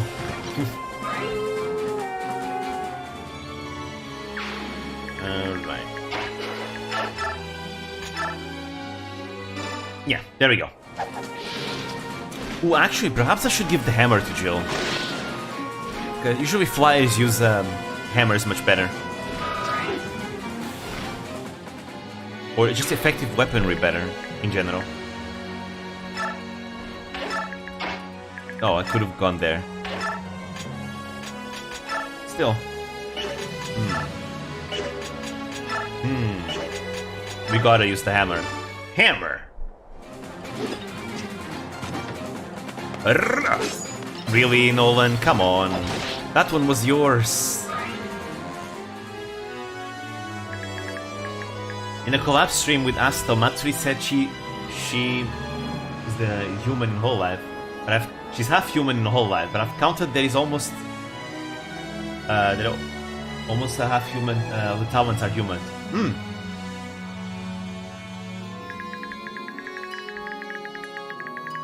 Yeah, she's the only human. Actually, wait, is she? No, Sora is also human. Yeah, it's very rare for Homo members to be completely human.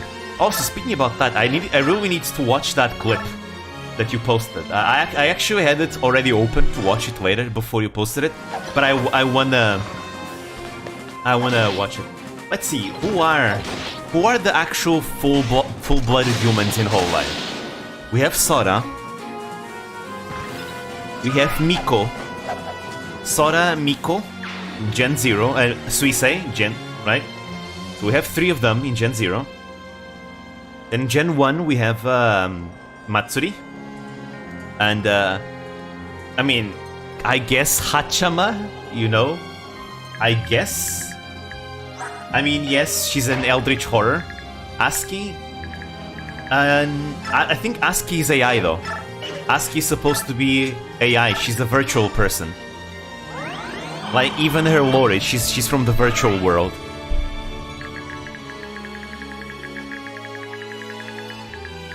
She's basically, in a way, kinda like Kizunai. But yeah, I mean, memes aside, Hachime is also human. If we add human, she's an Eldritch Horror, obviously. Let's see... I think that's it in Gen 1. Hachime and Matsuri. In Gen 2... Let's see... Does Shio count? She's a witch. I don't think she counts though as a human. Maybe she does. But she's a magical human. I don't know, I feel like Shion is gonna be very debatable whether she counts or not. Let's see. Aqua is also human, right? Hey, Tormod. You, what in blazes did you do? You scurvy traitor. What are you talking about? You grew! Too tall! Ah, yes. Radiant Dawn's answer to Anna Alouette. Except instead of being about chest sizes, it's your actual size. You grew too tall. Traitor. Niji traitors, here we go again. Effie traitors, I mean. And to think I expect you to make sense. I have more important things to tend to. Hey, it's important to me. What I'd really like to hear about is that issue I asked you to look into. How did it go? I have news to report, but there's no time to chat in the thick of the fight. I'll tell you later. Hey, drat. Alright, we recruit them now. And we can talk.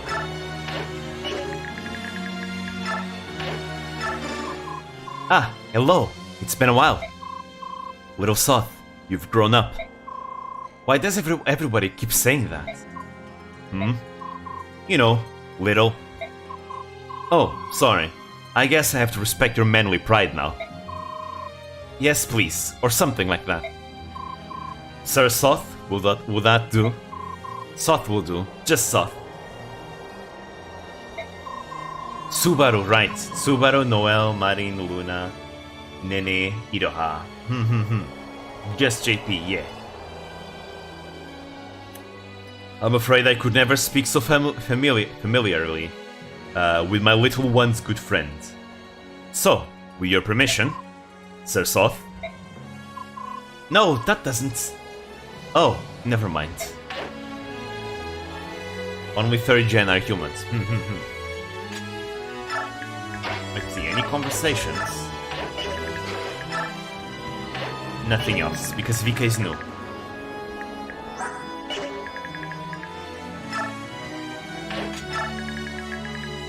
Only Amelia is human, Mian.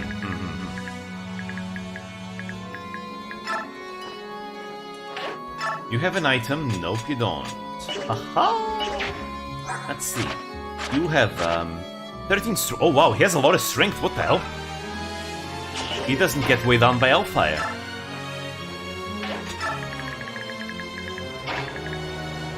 Lucia was a human. R.I.P. I mean, it's not like she died, but...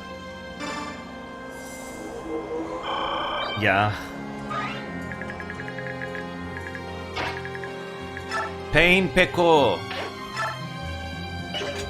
I'm so hungry, goddamn. I need more chips. It's the closest thing I have here right now. Problem is that speaking doesn't allow me to talk. Let me see, should I starve? I guess I could consider starving. Alright. Only gamers are all Lagoose. But the gens have at least one human.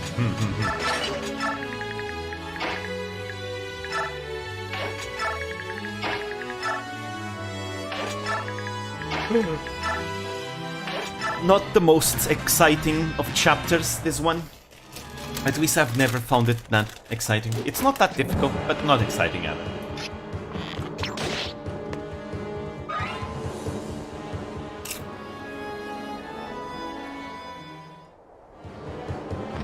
Look at that, avoid. Good luck anyone hitting Vika in part 1.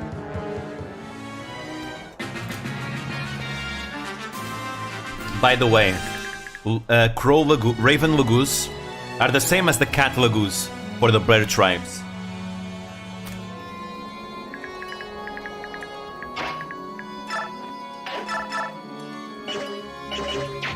Meaning that Crow Lagoos are fast. They don't hit that hard, but they're very fast. And they have a terrible gauge.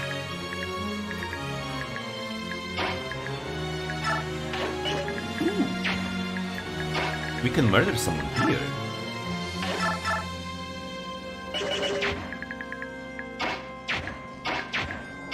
Let's see.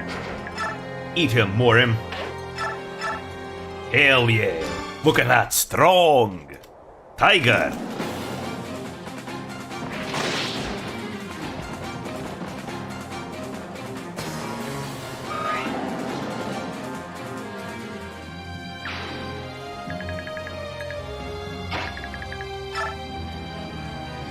Vostar has 5 humans in JP.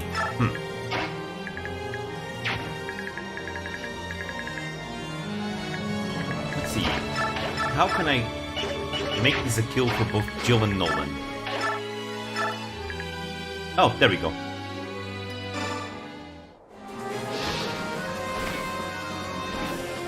A kill for Jill.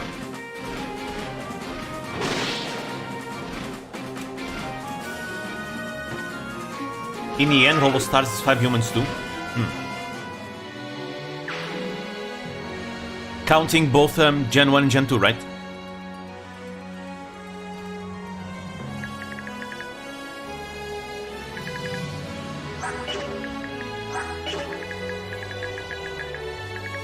Six, but I'm not too sure about Aston. Do we have it confirmed from his debut stream?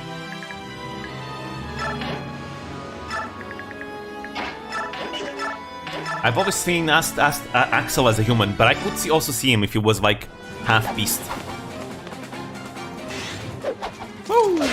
Speaking about Axel, I'm very hyped for the V-Psycho, for the next V-Psycho. We're gonna see Selene and Axel in the same team. I'm gonna be rooting for them.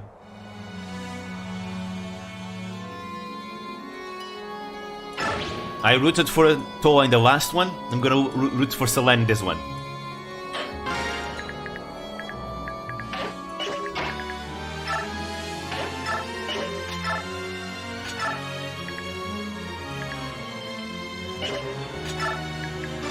Super cool. It's gonna be the first time Selene's gonna be in V-Psycho. It's gonna be great.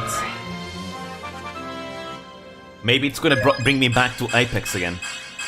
Because I haven't played Apex in a long time. I guess I burnt out a little bit, because I was playing it a little bit too much. So I burnt out. And now I'm super rusty. I suck at it now.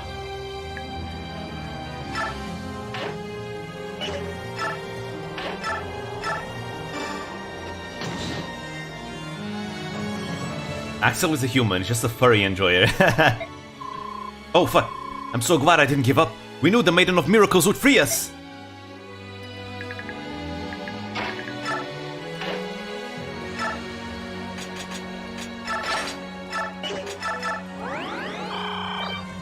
But yeah, watching Selene play Apex, probably gonna revitalize my Apex love again. Oh right, I forgot, Vika is just insane. For now. There we go. There we go.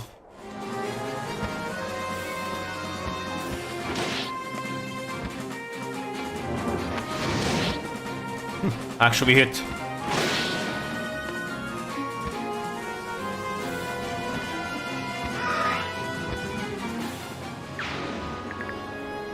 I'm sorry if I'm making too many eating noises. I'm really hungry. Axel is okay in Apex, at least when I'm watching him play. I haven't seen him watch. I haven't watched him play Apex yet, so I'm curious to see. What's the performance gonna be like?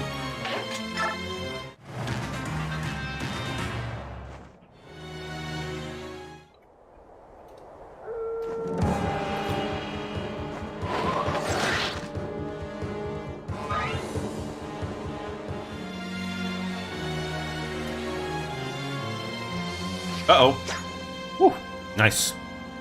Longbows suck. It's a good thing longbows suck. Alright. Kill for Jill. Where? Here. Another one down.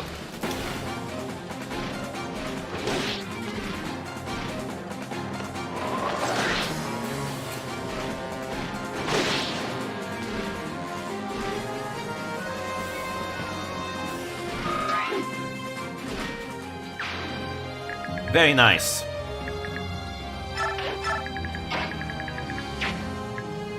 Let's see, I think I'm gonna have Volug and Vika take care of these guys. By the way, that's the reason why I ignored this side. It's very risky to attack here. Because these guys, all of these, they have group AI. Meaning that if you try to bait one of them one by one, they will not take the bait. But the moment all of them are in range, they will attack you. That is why it's much safer to attack through here, since you can choke the point. Here, it's much more difficult. Because they will not let you get here. They will probably attack you throughout here. There we go. Vika and Volug can do it. In my previous playthrough of this game, I lost Volug there. Because he got ganged up by everyone.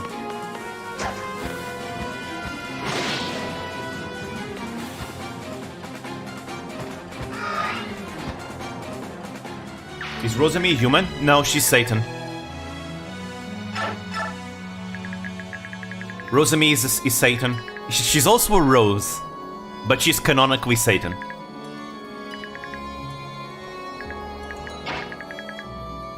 It's not even a meme, actually.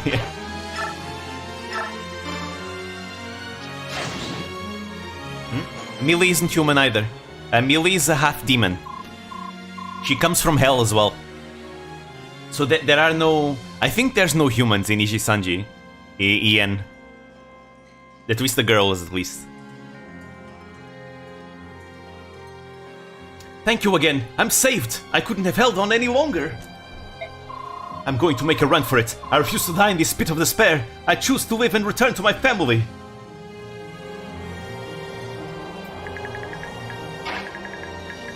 And more recently, she kind of merged with her cat. Filipino is hell, oh, she's a half-demon. Yeah. I mean, the whole Filipino thing is like a joke, but even her lore is that she's actually a half-demon. She originally came from hell.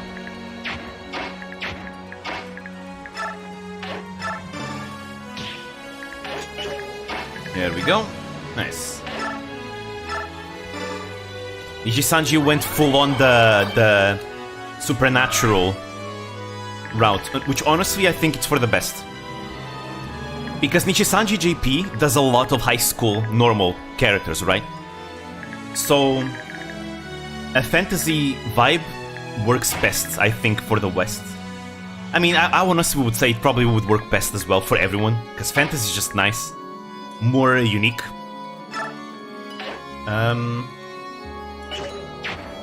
But maybe they went harder on the fantasy vibe because of Hollow Myth, perhaps? I don't know. It's just speculation on my part. I have no data to back it up. No proof. Okay, we'll go through here.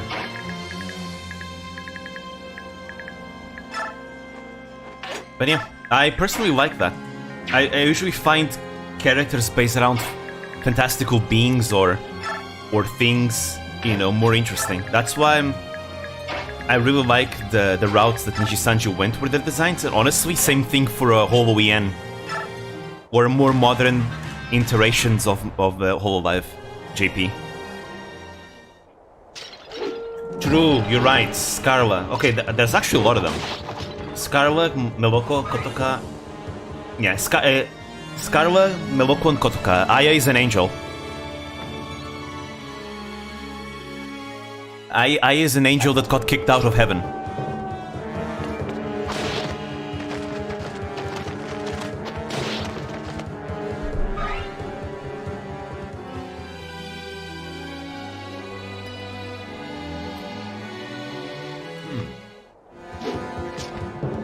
So she's Satan as well. I guess she would be a fallen angel.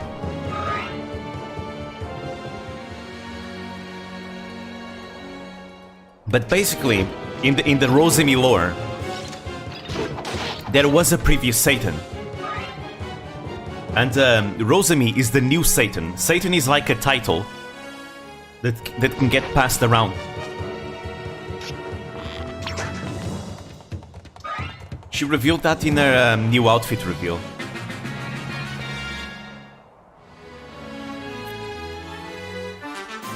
I'm not gonna touch Nishi-Sanji JP branch, yep. You're gonna be here the whole day if you do that.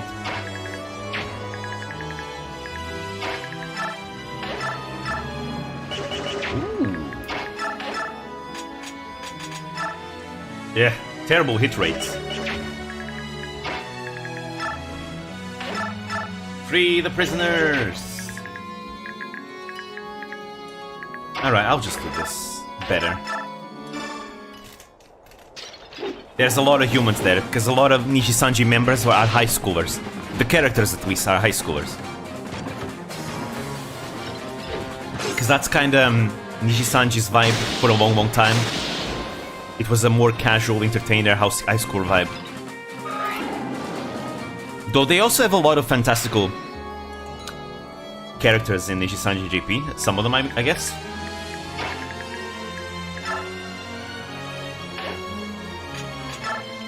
There we go. Not enough.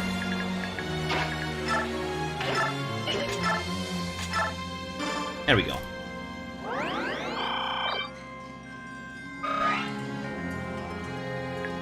There is actually a JP member that I've been watching as of late as well. But I forgot her name. I forgot her name. She has blue hair.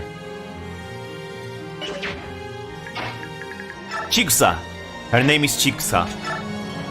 I like her. I think Chigusa is cool.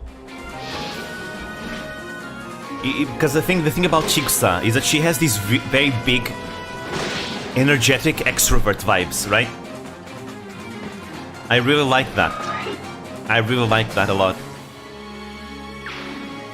I'm into that. Let's see. It's just a lot of fun to watch extroverted Vtubers. Watching Nishi-Sanji P, but Angie caught my eye and from the new branches. Hoshimizu Toru and Salome sometimes.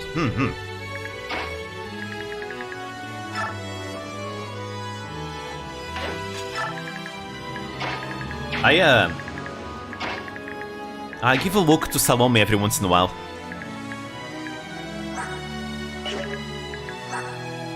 Alright, we're gonna need a pure water here.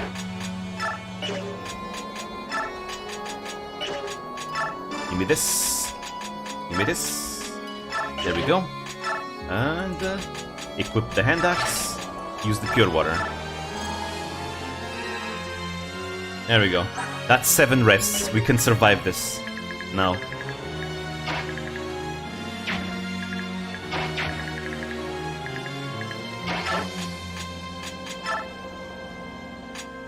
And Roberto's girlfriend, what's her name? Kagura Mea? I don't think it's Kagura, but I think it's Mea, her name.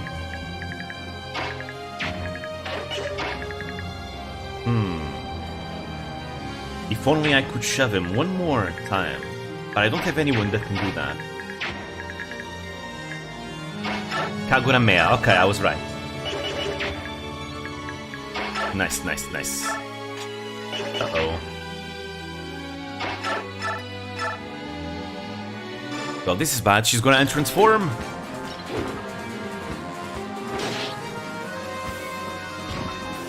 There is another Nishi-Sanji VTuber that I really wanna learn more about. It's Sasaki Saku. I think she's interesting. And again, I also wanna watch more Tsukino Mito. I think Mito is also super cool.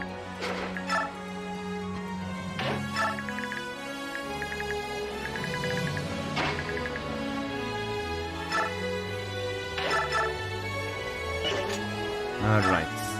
We'll use the Brave Sword. I don't want him to take damage.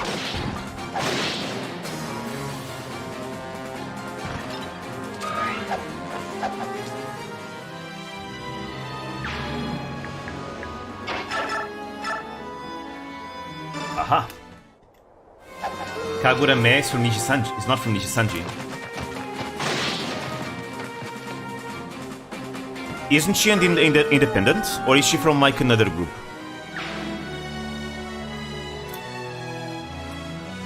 Is from NHOT bot.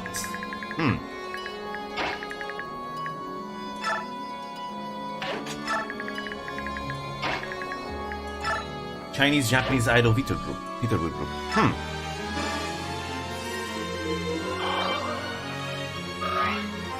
Damn.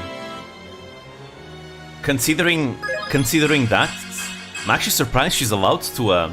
Oh, she got speed again. Holy fuck! I'm actually surprised she's allowed to collab with Robero. Not just because of, you know, controversy, but also because, damn, she's an idol when she collabs with Robero. Holy shit! And with all the flirtation, hell, holy fuck! Her community is open to that. Damn. That's awesome. Again, it might be the case that if you establish it very early on, you don't face that much of an issue from that, perhaps.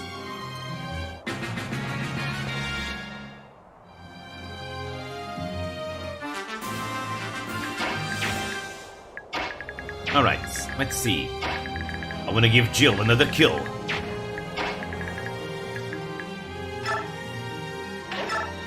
I think those guys don't move though, if I remember correctly. You can't double.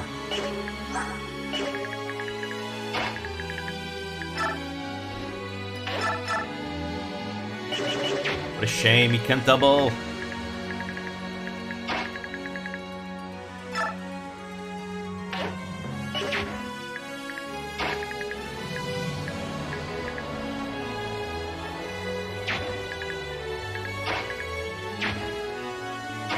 Do you have an olive grass? No, you don't. Ah, fine. I want to give the kills for Jill, but I guess I'll just kill them immediately. I think that soldier doesn't move. The one with the lance. If I remember correctly, I think it doesn't move. Hopefully.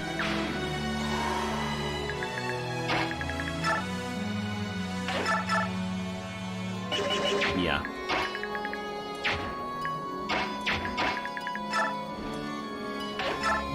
Owners are Japanese, so it's okay. Ah, okay, I see. Then there's no trouble then.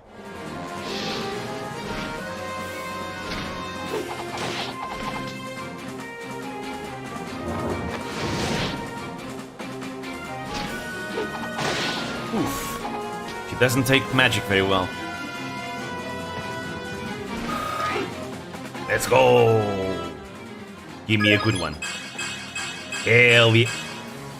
That's amazing, Jill. Let's go. Man, I want to give her a Seraph Robe so hard. Because it would really help with her HP. Her HP is really low. She capped speed. Look at that.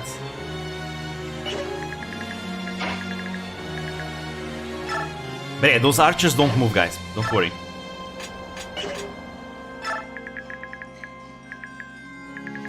Let me see.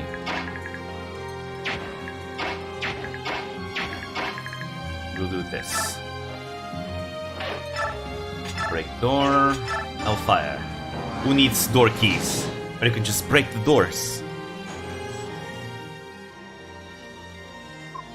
This isn't a dream? I can really leave this miserable cage? Oh, thank you. You've saved my life.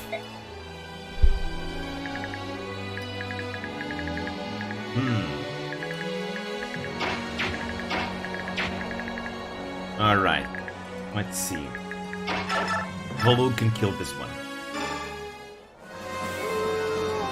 Who has more models? Nyanners or Iron Mouse? Definitely Iron Mouse. Definitely. Iron Mouse has so many models. So many models. It's insane. It makes a lot of sense why as well, right? It's the way Mousy can express her identity. You know? Usually people, you know, they go outside, you know, they dress up in different clothing and all that. Mousy can't do that. So this is the only way Mousy can do it. Is through the models. So it makes a lot of sense why she has so many of them. And she switches a lot. Oh, amazing level up Zihark.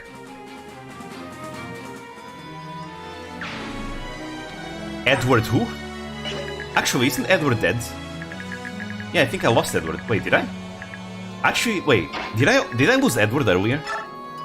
I legit forgot if I lost Edward or not.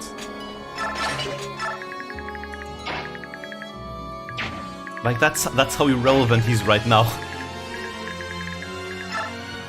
I literally forgot if I even lost him or not. Because I'm not noting any difference. Edward. 2, I lost 2. It was Edward, who else was it? I'm forgetting someone else. Wait, who else was it? I really don't know.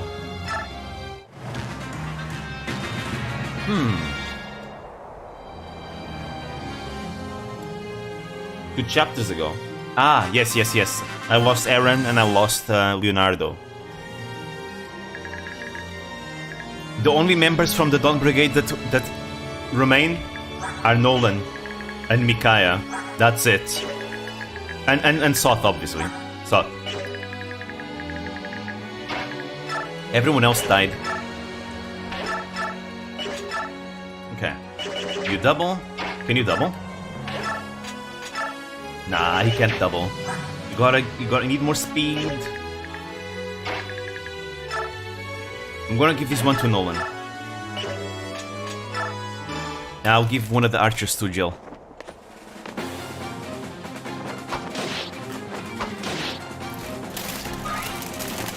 Alright, enough chips. I'm satisfied.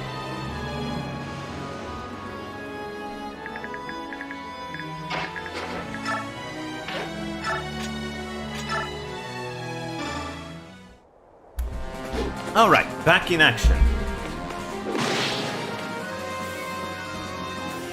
Damn, Nolan and Jill are almost promoting. I want to have both of them promoted by the end of part 1.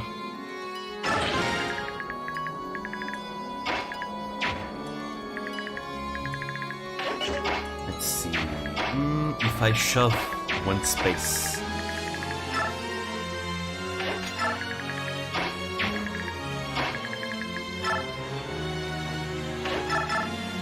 I don't remember if the AI makes them move after you attack one of them, so I'm just gonna kill them both. Let's go, Tor God!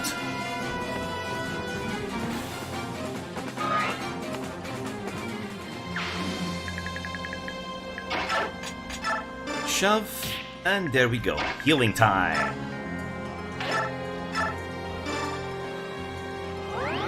Yeah, that's probably the one thing that holds Jill back, is the fact that her HP is kinda low. That's why giving her a Seraph robe is so recommended. It really patches out her durability issues. But she can still work fine without it. Again, Jill becomes an absolute monster. She carries the Dawn Brigade on her back.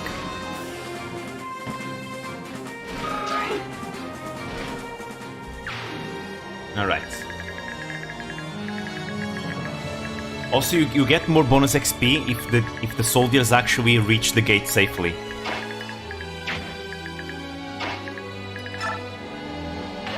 Now there's gonna be reinforcements, and I'm gonna prepare for when they arrive.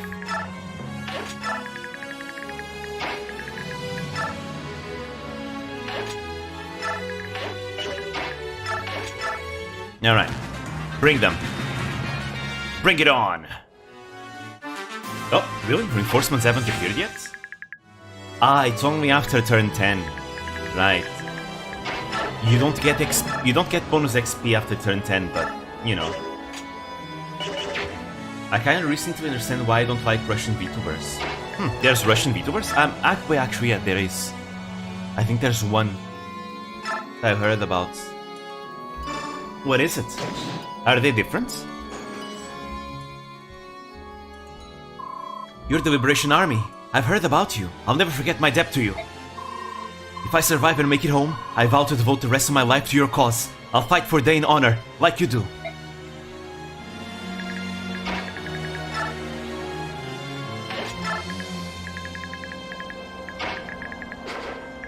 Personally, I have yet to find a Portuguese VTuber. Actually, no, never mind. Technically, I guess I found one, but not really the classical VTuber, you could say.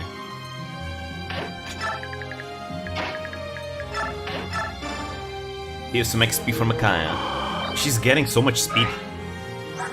I mean, 11 speed still sucks, but yeah, I'm not used to having a Micaiah with leveling speed though. She leveled speed like 4 times by now. Alright. Let's fight him. Blundering through like a bull in a china shop. Come closer so I can shatter your ambition like glass. I will beat you into your very bones just who rules this land also. I can't do any gruff voices anymore. My throat is hurting right now. I think I went a little bit too hard earlier.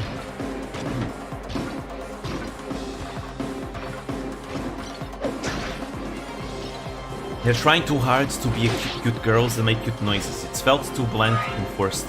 Russian women is not like that. They're more realistic like Nina. I see.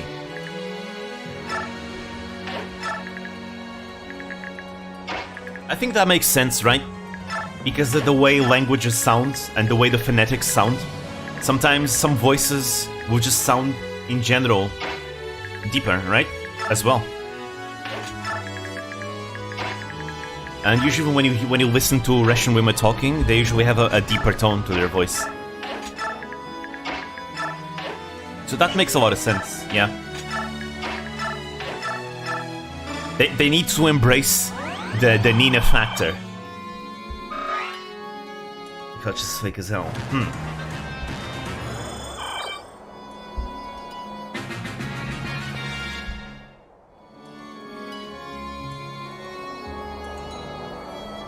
Ah, there they are, the reinforcements.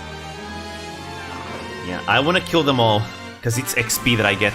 I'm not gonna get bonus XP, so I may as well get this.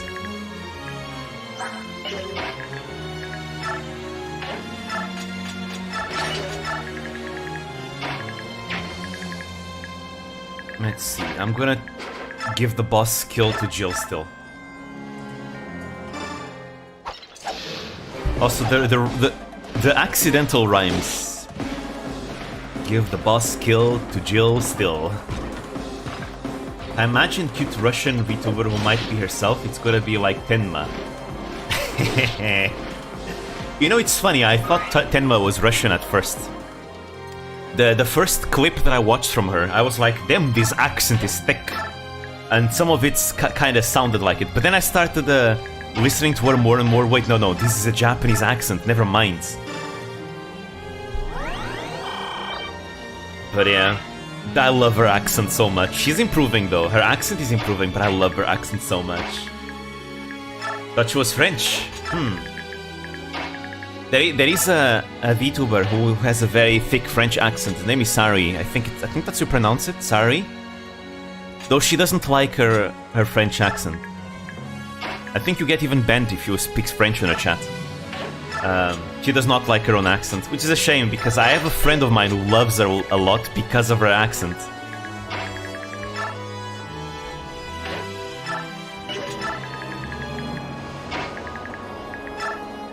But anyhow. Alright, here we go. I want to give the kill to Jill, so I'm gonna stall. It will also give some time for the enemy soldiers to arrive to me. I think I'm gonna finish it after this chapter though, because this ended up dragging out. I have something I need to do at 7 and I want to prepare until then. So I'm just gonna finish this chapter. Sorry, my bro Konosuni doesn't like her. She's had her own she's had a fair share of controversies. And I think it has to do with the way she is, just her personality. Which, to be fair, I don't think there's necessarily anything wrong with it, because that's kind of what her audience likes, right? Like, if you ask her audience about Sarui's attitude and personality, the way she behaves, that's kind of what they like, right? That's kind of what they're there for, so... A lot of the controversy, I feel like, came from people that are not they're not from her community. Now, I think she also ended up apologizing for it, though. Because, because she did it outside her stream, right? You know, behaving like that in a more professional setting is not really the best.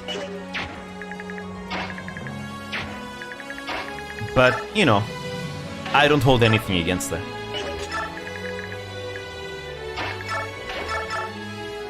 But it makes sense, she's not really the type of VTuber that can appeal for everyone.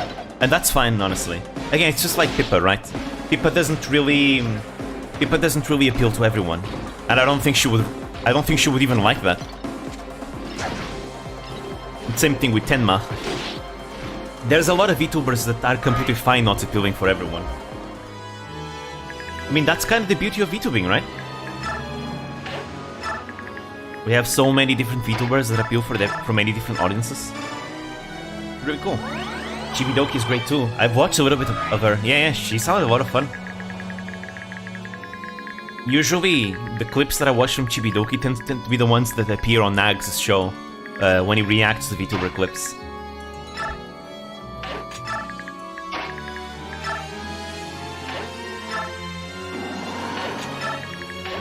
Alright, I just wanna focus all the XP on Nolan and Jill.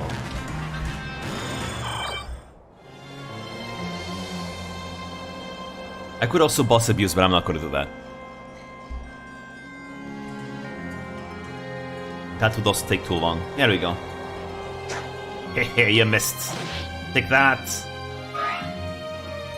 Oh, but they're gonna attack Soth though. Don't kill them, Soth. You literally crit. Am I a joke to you, Soth? God damn it. I love that video where she's telling they must obliterate Canada. Why? What's the context? Oh, that's an amazing level up, actually. Maybe Soth will be able to not fall off as hard. Oh, hi there. You idiots. You're gonna get yourself murdered.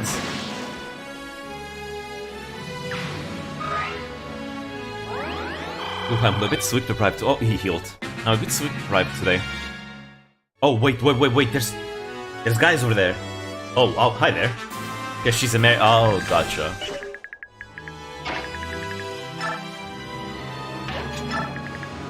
Okay, Zihark, you go with the Lagoose.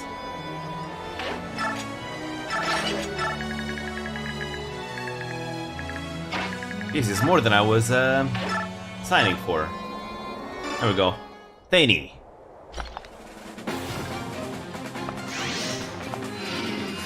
Kaboom!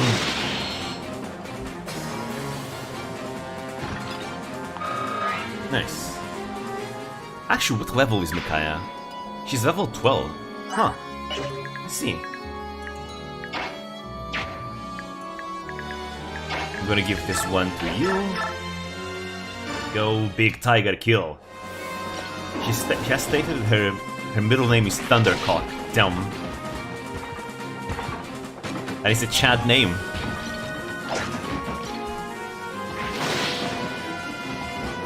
Speaking about Chad, I recently got recommended a video on YouTube. It's called actually I forgot the name of the title, but it's a meme history video that talks about the Toyota War. And if you don't know what the Toyota War, there was this conflict going on in Libya. Libya and Chad, the country Chad, right? And the Chadian militia, they just used a bunch of Toyotas in that war. And even though they were outnumbered and outgunned, they actually won. They managed to win with the Toyotas. Like the enemy side had like tanks and stuff, and they had like Toyotas, but they still managed to win with the Toyotas. Yeah, it was the Toyota War. I think it happens in the 80s. I think it took place in the 80s. Warriam, do you remember me? Indeed I do, Jill. I'm glad. So why are you in Daein? You'll have to ask the little one. I merely trail around after him. I see. I will ask him. Thank you for helping us today. It is an honor. Like, the best part of this is that their country is literally called Chads. Like, wow.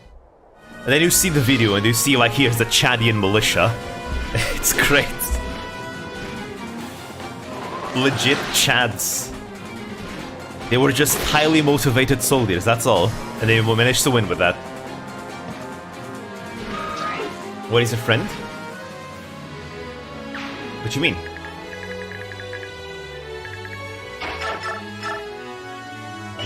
Can we perhaps do more damage with Ragnarok? Nah, always one off. Wonder why. Chad is not as cool as Giga Chad. Well, apparently there's like a river called Mega Chad, though. Oh, her goose friend? You mean Leth?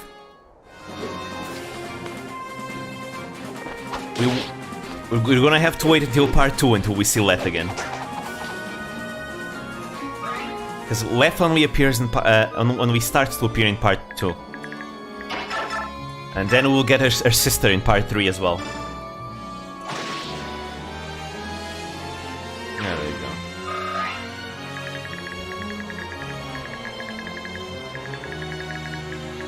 No, that's it. Is she still racist? Not as much. She definitely doesn't judge all Bjork the same, that's for sure. She finally realizes, you know what? Some Bjork are alright, some Bjork are actually fine.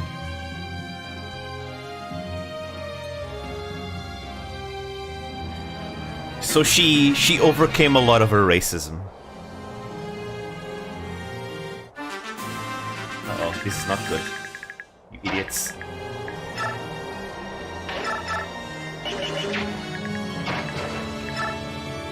Alright, Brave Sword, here we go.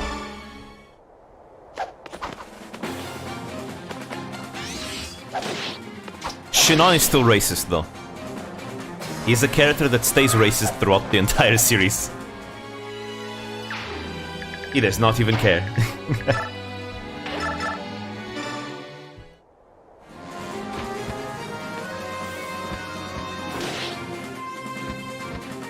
There we go.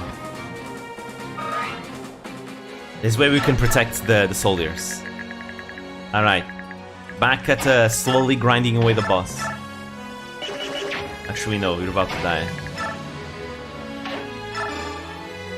All the XP, squeeze every last one of it.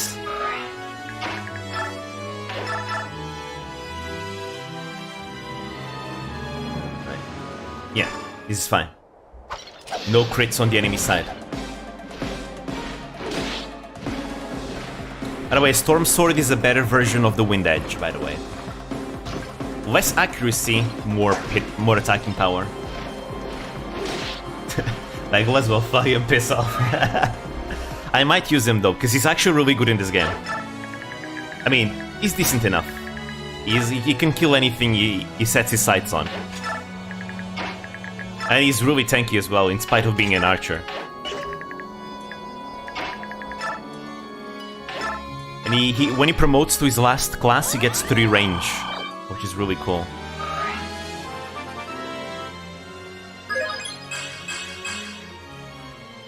Alright. I'm gonna break that axe, probably. Alright. Get them, Zihark. Nice. Hehe.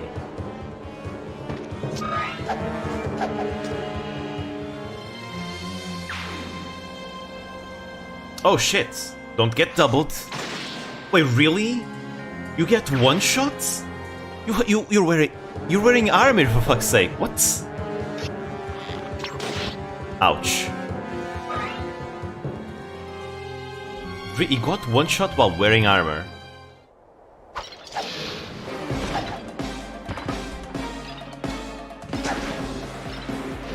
Let's go. Oh well, whatever. It's just some bonus XP. Who cares? I don't think I get any item for it.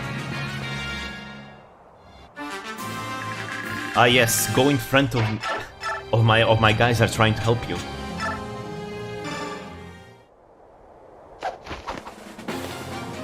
There we go.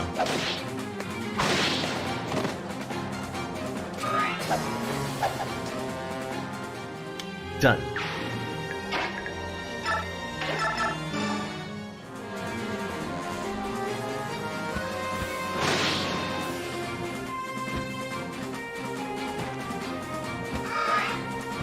But yeah, like I said in the previous episodes, the one character that I wanna invest a lot and make really good, it's gonna be the Liar.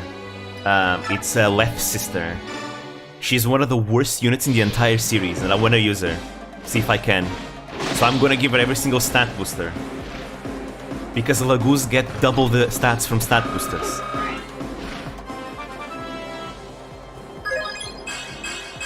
Yeah, let's go! Is backflipping really necessary while attacking Zihark? You know, sword masters in this game like being extra. They were worthless, trivial, only scum of Daein. Oh, how could that filth have? Not that well. Don't underestimate your enemy. It's done.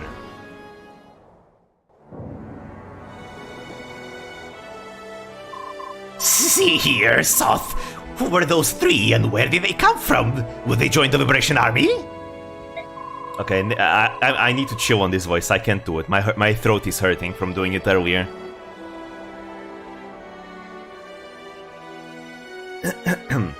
Yeah, it's better if I don't push it.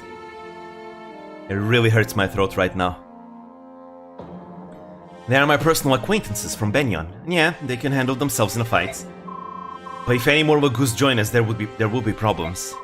We've managed to hide Volug and its true nature, but with more Lagoos, it will surely get out.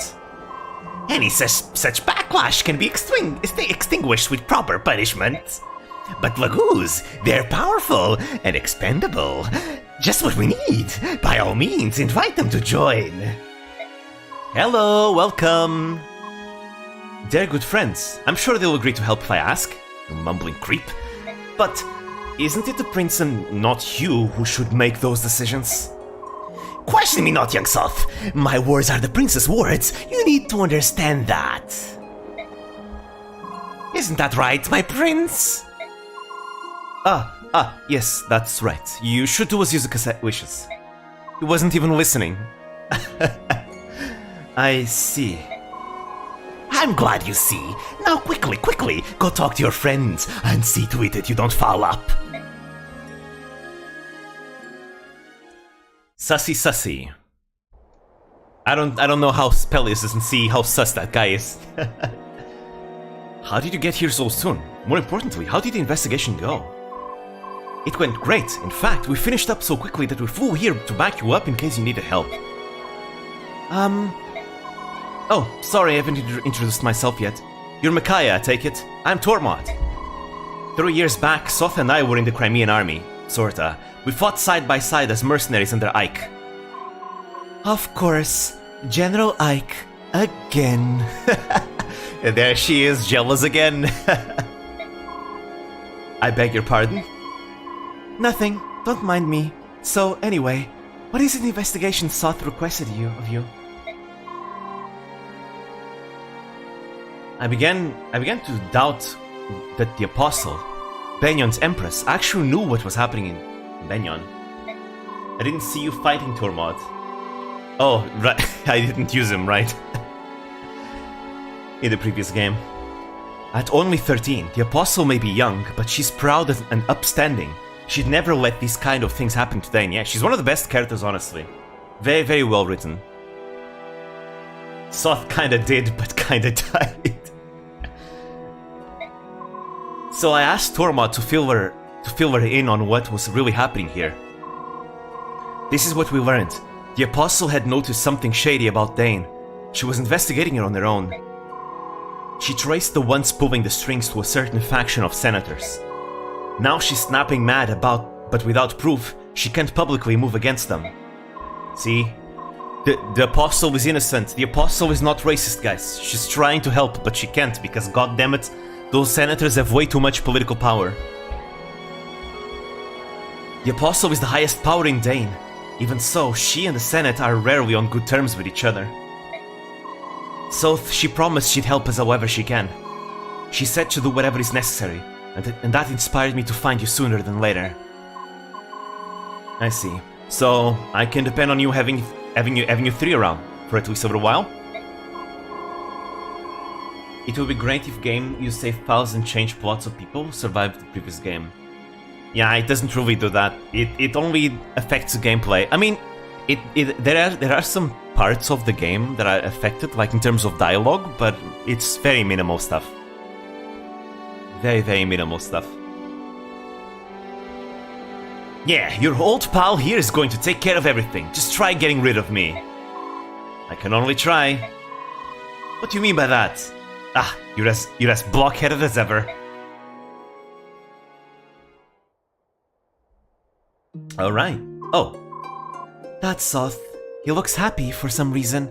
I mean, yeah, he's meeting old comrades of him from 3 years ago. Because he's reunited with my little one? That must be it. Oh, Soth, ever since he was small, he's tried to act more grown-up than the grown-ups. I've taken care of him for so long, and still I've never seen him smile so easily before. Watch what you say. Comments like that, they reveal that your appearance bellies your true age. Yep, you know, Micaiah saying that she has been taking care of Soth since he was small. She's older than she looks. There's actually a small, like, meme about Micaiah being a groomer. There's a... I mean, I don't know if it's a meme, but it's a meme that Micaiah is a groomer. That she groomed Soth into marry him at the end. You shut up. I mean, I can't really say that because Soth isn't... You know, Soth is grown up, you know? Soth is... You know... He's grown by now. But people say that Micaiah groomed him because, you know, she was taking care of him when he was small. And then he grew up and then, you know, they have this A support together and all that. And they can get married at the end of the game if you have an A support on the two. You know, things like that. Yeah, I mean... Hey, at that point Soth is already an adult, so I guess he can make a decision for himself, you know? Besides, Micaiah is a great catch. So hey, it's Soth's decision. He can make decisions for himself. He become an adult now. I don't know, it doesn't matter, it's goddamn Fire Emblem, who cares? What are you? Among the Lagoos, there are those who detest and revile half-breeds such as yourself. See, he knows. Hi, hello, salutations. Welcome, welcome.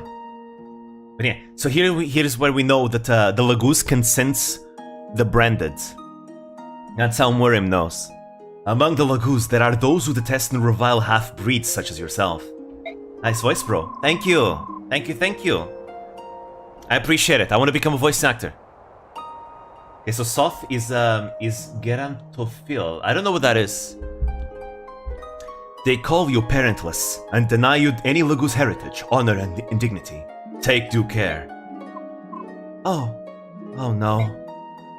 It's fine. Don't worry. Morim isn't racist. He's not gonna eat you or anything. Maybe the other Daein troops, they might, but not Morim. He's fine. Garantophilia is the primary sexual attraction to the elderly. Oh. I mean, Micaiah doesn't look old though, so I don't think it applies. Daein's army grows ever larger. Micaiah is very attractive. Talrega and other key locations have strengthened its position. The army rides across the land. Can I ask you where you're from? I'm from Portugal. The Daein ranks swell. A country situated in Western Europe. And the men begin to dream of the next to Spain. They may retake the capital.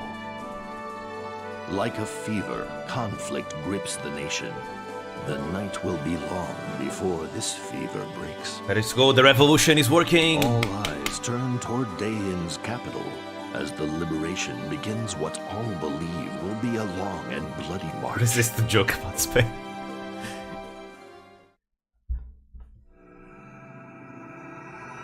There you go, Chapter 8, Glory and Went. Okay, yeah, so there's 3 more chapters in part 1, but I do have the appointment that I have later, so I won't be able to keep it up. English is not your first language? No, it's not. I'm a native Portuguese speaker.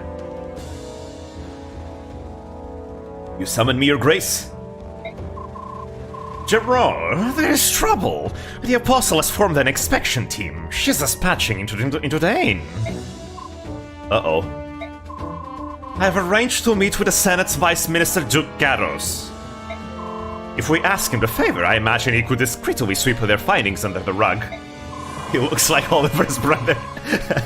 Well, a lot of the senators from Benyon look like that. They're like old people, old shady people, basically.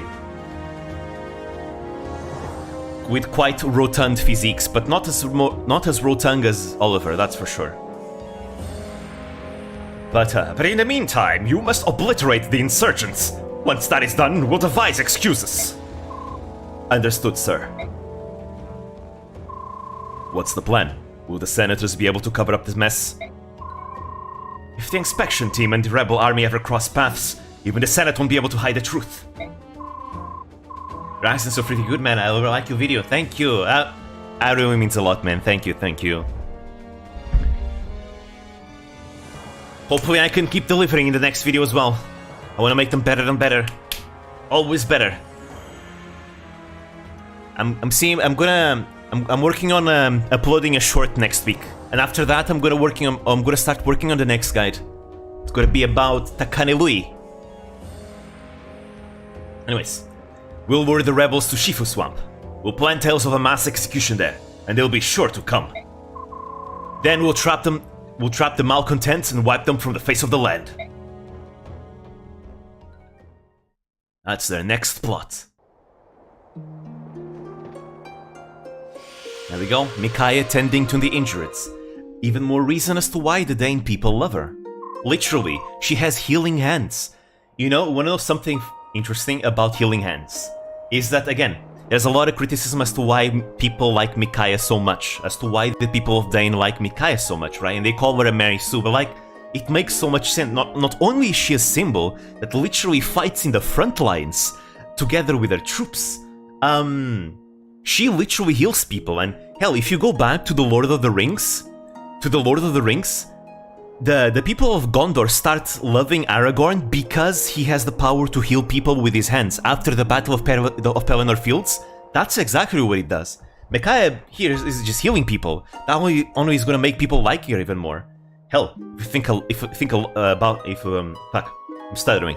If you think about that, it's kind of like, you know, if you look in the Bible, Jesus like healing people, right? Only made people like Jesus more, right? Because who doesn't like a healer, right? Who doesn't like a healer? Getting healed is awesome. It saves lives. So that's why Micaiah is very much respected by the people of Daein. I guess making a video like yours takes a lot of research time. Actually, not that much. I mean, I do always do some research in my videos, but I actually don't do that much research because for the most part, the Beginner's Guide series is a series where I just talk about VTubers that I like, right? So because they are VTubers that I like a lot, I already know a lot about them from just watching them naturally. And when I decide on, okay, I'm gonna watch this VTuber, I decide, okay, I'm gonna do more research to see if there's anything that I might be missing, maybe remember some things that I've forgotten, but for the most part, I already know of it. That's why I usually try to avoid talking about VTubers that I'm not as familiar about, because I feel like in order for me to truly nail a good guide, I need to know them by heart as a fan myself, right? Because I make the videos on the perspective of a fan, right? Because I'm a fan at the end of the day. That's why. The editing is what takes the longest. It takes like two, sometimes 3 weeks to edit. You understand Japanese? Nah. My Japanese is very basic. I know a few basics, but I don't know that much about it. I'm still learning. That's why clippers are such a big help. I mean, just clippers are helpful in general. Because a lot of the times, a lot of the good moments that I want to show, I can find through the clips. And the clippers always source it as well, so if I wanna make my own clip, for example, I can always do it as well. I do it sometimes. It's amazing. My wound is healed. I give you my thanks. I never thought I'd see the silver-haired maiden work miracles before my very eyes. Silver-haired maiden, help them! You must help them! Help who? What's going on? Calm down and tell me. They're killing our men. I beg you, please save them. Who is my Oshi? It is Usada Pekora, the war criminal herself. My first VTuber and the one that I keep coming back and watching with a bright smile in my face. Man, I love Pekora so much. I have multiple Oshis, but Pekora is my Kami Oshi. And my Oshi's Mumeido. I actually want to make a video on EN Gen 2 member at some point, because I haven't done so. I haven't done it yet. Still don't know when I'm gonna do it, but I will at some point. Prisoners from Jode war camp are being collected in Shifu Swamp and executed. Not only Jode, there's reportedly a plan to exterminate all prisoners in every camp and let the swamp conceal the remains. I've heard nothing of such a plan. It's a false rumor or an enemy trap. It may indeed be a trap, but if we don't investigate, we risk a mass execution. And what if it is a trap and they vanquish the Liberation Army? The dreams of restoring Daein to a glory will die instantly. For the good of Daein's future, we must ignore this threat. I understand, and that's why I won't take any troops. Only myself and my old friends will go. Micaiah? If you refuse them your permission, I will go alone. Stop right there, little lady. I will not authorize this action without the princess' full approval. Izuka, let her do as she wishes. Please. She hasn't disappointed us yet. My prince! Fine. But I can't help but feel as if these children are running your army. I mean, they're the ones fighting the fights for him. Yeah, Pekora plays a lot of Minecraft. She does a lot of big projects. I'm planning on making like a big Pekora video. It's not a guide. I mean, technically I've already made one, though it's kind of old by now. But it's not a guide. It's a video that explores a different side that I really admire about Pekora. Something that I really like about her and her contents. And I'm very excited to make that, though it's gonna take a while. I'm only gonna make that video after I'm done with the Takanebui guide. The Trap Warden, that one is so good. Oh, wait, there we go. That one is really good. Alright.